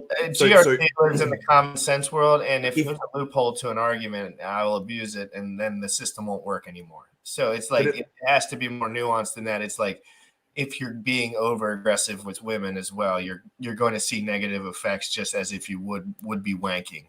No. But so I'm just saying, like, I think it shows a level of self-control where, because you can wank at any time, right? I mean, like, unless you're in public, but my mom. That's probably, why I don't use the video. but whereas when with I'm sex, on there, bro. with sex, you can't necessarily have it literally anytime you want. So in terms of like with wanking, you have to actually show self-control to not do it. Whereas with sex, it's going to be regulated by other people. like I mean, unless someone can blow you off so easy. Unless you Hope so. No. I can blow you off. Like if like you're gonna hang out with someone, like they could blow you off, like not talk to you. Like it's so easy for someone. I thought you meant head. How crazy are girls? Like last second. How many times do girls switch up last second? Tangent. I thought you meant Yeah, it I would know. just be Yeah, mad easy to just get blowjobs whenever you want. Like, look, I'm not here to debate his reasoning. I'm just saying he did it, and when he got to his target, he was like, you know what? Fuck the target. I'm just going to see how long I can go with, and ended up doing 292 days. So He's a sick puppy. I'll tell you that. There's nothing, guys, in my opinion. Let me give you the GRC take on all that. Hell yeah. Absolutely ignorant, absolute all clickbait, all stupid, all lies, absolute garbage. The truth is, you have to do everything in moderation. And if you do anything outside of moderation, yeah, your brain will display effects related to the dopamine sensitivity. It's just a way. If you want me to talk you all the way down to the cell, agree. It's just like you want. I will, because I've gone through phases in my life. Not right now, mom or anyone. I ain't doing nothing crazy. I forgot your mom watches. She probably watches. Like I don't know. But I love that. I went through phases where I was having sex with just a disgusting amount of chicks. But when I say that, I mean like that's all my plans were for the day as well. Like there was no business venture or anything. Oh yeah, you were putting all your time and effort I was going to the gym and like going towards seeding. I did like seeding with new relationships. Like and so I got over it. Your full-time job. Your full-time job was hooking up with girls. Yes, I've definitely gone through phases where it's nearly been like that for me in terms of my time allocation to females. But never 100% full time. You learn really quick, though. You learn really quick that none of that shit matters, yo. Real quick, you learn. Like 6 months to a year, if you do that, and you realize how fucking cold-hearted and disgusting it all is when you're just doing things for egotistical reasons. And I promise you, if you're doing things for egotistical reasons, the person that is with you is also doing them for the exact same reasons. And that's what I never realized. It's like I was never a bad guy, but I did everything for the wrong reasons, you know? Like, I wasn't like hurting anyone in particular, but I was not doing things like genuine human style. I was just doing it like I'm gonna do whatever I want and just fuck everything, every idea, anyone's shit. Like I was narrow minded. Yes, I was very successful with whatever I was doing, but it's a cold existence when you're doing stuff like that, and you learn you just want to have like a friend. Like having a friend and a girlfriend's way cooler than like. Of course, there's a time and place to be single too, but like everyone likes to have a nice girlfriend, like, but at the same time, fucking shit's rough. Yeah, I agree fully with what you're saying. I love that commentary that you just made. I think it's better. And I'm just learning that now more so. Like, I think it's better, but like at the same time, I'm not going to change up my life for much of anybody for at least like a year or so, No, man, that's good. You're young. You got really good vision and discipline. I think if you just hear that, Mom, the rest will fall in place. You hear that, Mom? You hear that? Shouts out to Mrs. GRC. Oh yeah. All right. Can Support the movement. Can I flex a little bit? Definitely on the Bitcoin chart. On the weekend that just passed. I don't know if you guys have the modeling agency Chadwick's, but over here it's like the most hardcore one in our city. Hooked up with a Chadwick's model, at the fucking after party, or at the first after party. And I've never had anything like this happen to me before in my life in terms of how heavily this chick threw herself at me. She was just like it was just like I didn't have to put in any effort. Like as soon as we met, she just was on me. Love that. It was nuts. Love that. It was nuts. It's fucking crazy. Super efficient. Yeah. So I've asked her out on a date, and so like to see her again. And that was like just recently. If that happens, yeah, literally Bro, Saturday night. I was waiting like for the evolution of the story. I thought this happened like a long time. I thought this was no. This is literally the weekend that just passed. Good for you. And so I've asked her out on a date, and if she says yes, then I might flex on like who it is. But I think it would be premature for me to do that. I don't want to do that Kanye West shit where I'm like showing photoshopped pictures of my like girlfriend that's not even really my girlfriend. Do you know what I mean? Just leave them out of it, dude. I'm telling you. Man. Like you don't have to flex on anybody. The flex is that fucking leave anybody would talk to you. It's just you're just tangent, bro. You're just tangent. Yeah, that's true. I'm just GRC. Like let your other shit be like who you really are. Because I can already tell, like, let's say the shit blows up and all our channels go crazy, and you decide to maybe double down on your efforts or something. We expect March CPI number to be extraordinary. You know what I mean, though, Tangent? Like, you don't want everyone to be up in your shit. You don't really know. That's actually true. Actually, quite a few in real life friends of mine actually started following my channel, and I'm planning to reinstate my channel. Everyone in my freaking town calls me GRC. That's awesome. Literally, that's terrible. Every single person I know calls me GRC. Dude, I hope they throw up biceps when I see you. So privacy out the window. Moving. Like have to move. Oh well, have to move state now. I love it. If I haven't been doing this Chuck a blue bum. Just go one-way ticket out. Like right now, none of this matters, guys. Let's be honest. Like I have a 1K subs, but if I want to do this for full time, like obviously moving forward, like it's going to be more of an issue, and I'm a proactive thinker. You bet, man. Because I like to party long term, but not short term. I'm doing no partying micro, but I'm going to be doing partying macro. Right, no partying, but I can drink as much as I want. If I black out, it doesn't count. No, it's like when I'm 100 millionaire and I have shredded abs and I don't have to work anymore. I was just trying to create like a tangent work around his buddy that can't fap but can still get laid. Just do California sober. It just means that you can still take any drugs you want, legal and illegal. Like as in prescription meds. Prescription meds are still on the table. All illegal drugs, everything. I think it's just you just tell people that you're not. You tell people that you're not doing it. I get addicted to drugs though. I don't. Yeah, I mean, you can get addicted to anything. Yeah, everyone does. Have you heard of drugs? They're great. That's why I don't do drugs, because I just love to do drugs. I also really don't like the definitions and that, you know, how drugs, people think of illegal drugs but then pretty much the same drug can be a pharmaceutical. Like they're all drugs to me. They're all this pharmaceutical drug is identical to the street drug, like in theory. And yeah, but there's other pharmaceutical drugs. So like there's pharmaceutical drugs, and they've all been tested just in basically what makes a pharmaceutical drug is just that it's gone through the double-blinded placebo like testing that they require for whatever research studies that have to be done. I'll agree with that. That you're less likely to have, or you're not going to have impurities and shit. Well, yeah, but also it's just like they're just trying to sell shit, so they got to make it legal as fuck. Like they're just trying to sell shit hard. You know what I mean? Like they're just like, make sure it doesn't kill anyone in the first 2 years, and we're straight. Like basically, like if you really want to get into it, you think they look at long stream effects on what? When? How do you look at 80-year-old effects? I don't remember how to do that because we're not. They that can't. old. So yeah, basically, when it comes to pharmaceutical drugs, if you're taking a pharmaceutical drug and you do not think it's affecting your dopamine receptors, you are stupid. Yep.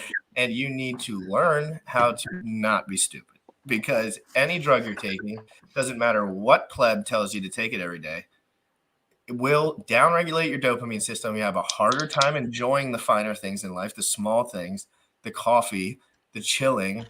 if you're always jerking and always buying shit and always doing all those things, it doesn't matter what it is.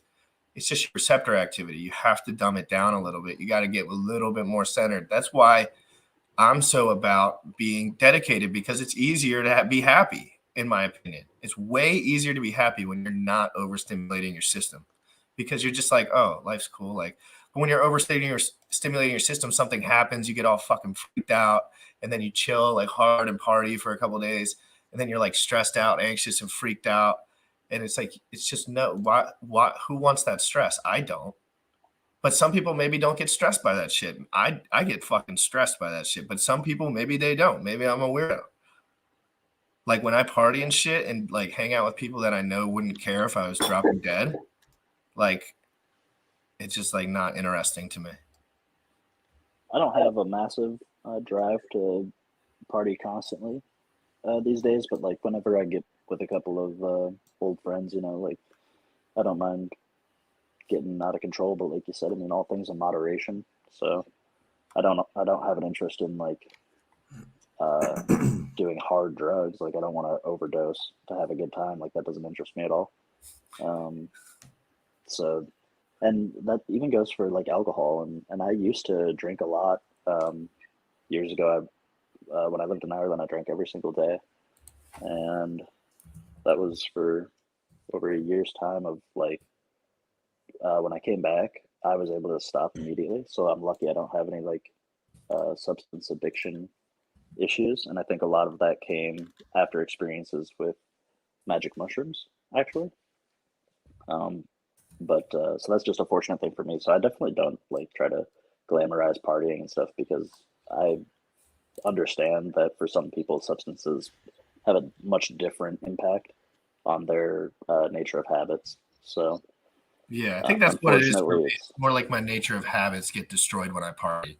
I can't stay tight when I party, so it makes me. I can respect that. I would never try to pressure you into partying, man. Like, if you were already like, I freaking party though. First of all, guys, for sure, dude. Yeah, if I showed up to a party and you were already partying, like, I'm sure we would get blasted together and have a blast. But if you were just like hanging out, and I knew that about you, and I know that about you now, like, I'm not gonna try and force feed you drugs, right? I'm not that kind of buddy. But some people, unfortunately, are in those social circles. I'll force feed you dumbbells. Hell yeah, man! I could use that. I could use the gains. Dude, lifting weights is so legit, because you don't even have to do that much, to be honest. Like, when you really break down what you have to do in order to move forward, like 45 minutes a day is plenty for most people. And that's not a fucking lot. Like, come on. Yeah, I used to be a little gym rat. I'm a lazy piece of shit. We'll just get back at it. The earlier the better you start. It's just I know. I'm using your journey with the protein and fruit as an excuse to just piggyback on that and hitch my wagon to just a positive movement. So yeah, I'm actually looking forward to. Yeah, and did you know, Tangent, in the States, there is no such thing as like cocaine anymore. Like cocaine does not exist in the States anymore. It's all street drugs now. It's entirely cut. It's 100%. You could like find. You would have to be like a rich dude with serious connections to find like really good coconut. Oh, so then you guys, welcome to my world. That's what it has been like in my city forever. Well, they lace the shit and shit that kills people down here. It's not quite that bad here, but they literally lace it with the worst drug like in human history. Yeah, it's becoming a problem in the U.S. That they're using fentanyl to cut the cocaine. Well, do you guys? I was going to say, do you guys remember? But obviously, none of us were alive during Prohibition. But have you ever heard that during Prohibition, the feds or whatever, or the Prohibition police, actually poisoned alcohol, or it might have been just prior to Prohibition to highlight why it was so important to ban alcohol or whatever. They actually poisoned American citizens to death, like to this is not true. To reinforce their point, like their strategy and their reasoning. What are you? So maybe fact check that, but like I was like, wow. Is this in the US they did this? Yeah. So in the USA. So I wouldn't be surprised if some of the like fentanyl shit, like, could that be maybe, like, I don't want to sound like a conspiracy theorist, but it's possible, right? Well, the thing about all these drugs is they're all pharmaceutical agents, and they've all been pharmaceutical agents. Like, these things are all compounds that have been used for medical stuff. What happens is they're cheap. They're way cheaper than street drugs, extremely cheaper than street drugs, because they're all going through the insurance system. For whatever reason, people can get bulks of certain nuanced drugs at certain times in history, and it's just a little bit easier to get through because of, and for whatever reason, this shit is absolutely dirt cheap. That's the problem. This shit is dirt cheap, and it's more powerful. So when people actually use it, they enjoy the feeling, but they don't really know what real cocaine would feel like. So they're just feeling effed up, Tangent, but they feel good. What do you know, man? I look up Tangent's story. Not only is it true, but a name, the Calvin Coolidge administration, appears midway through the explanation of the decision to denature, quote unquote, the alcohol before they poison these people. Okay, wow. It's hilarious in the saddest way, because I was literally just covering some history that spanned over the course of American Prohibition, and that story didn't come up.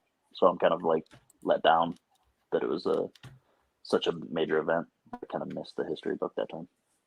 Thank you for pointing that out. Cool. Yeah.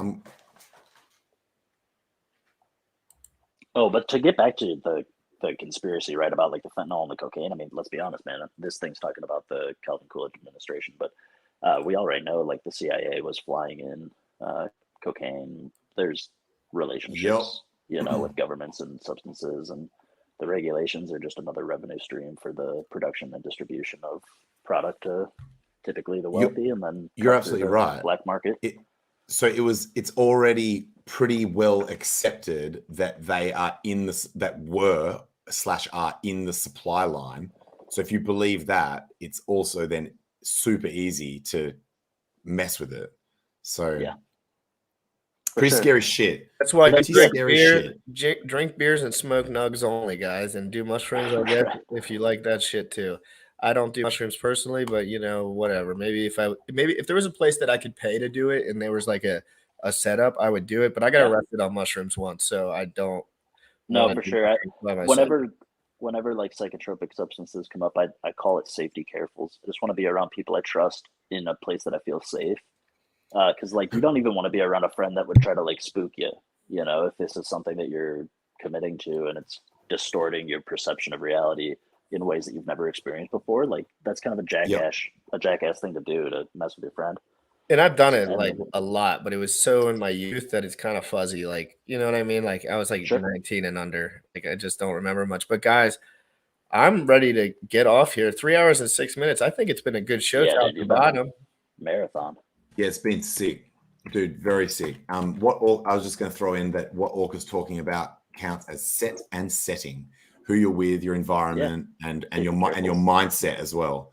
Like never take psychedelics if you are having a bad time in your life. Like if you're going through a breakup or something tragic has just happened, do not take psychedelics. Like that is financial advice.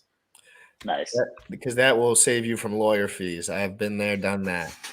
So that technically is financial advice. You'd save thousands per lifetime if you do screw appropriately. I know we're signing off, but the next time that we catch up, Tangent, will Bitcoin be higher or lower? Ooh, that's a tough one. Who knows? I've got no idea. Who knows when we'll see each other? But also, there's two high variables here. One of them is the fact that I don't know when we're going to both be on a stream again. Right. So soon. I'm unaware of the timing and the price action. So it makes it nearly impossible to predict. 1 week. 1 week. I'm going to go with higher because I'm just permanently a bull. He's a bull. Perma-bull, baby. Biceps in the chat. Everybody, Orca, throw one up.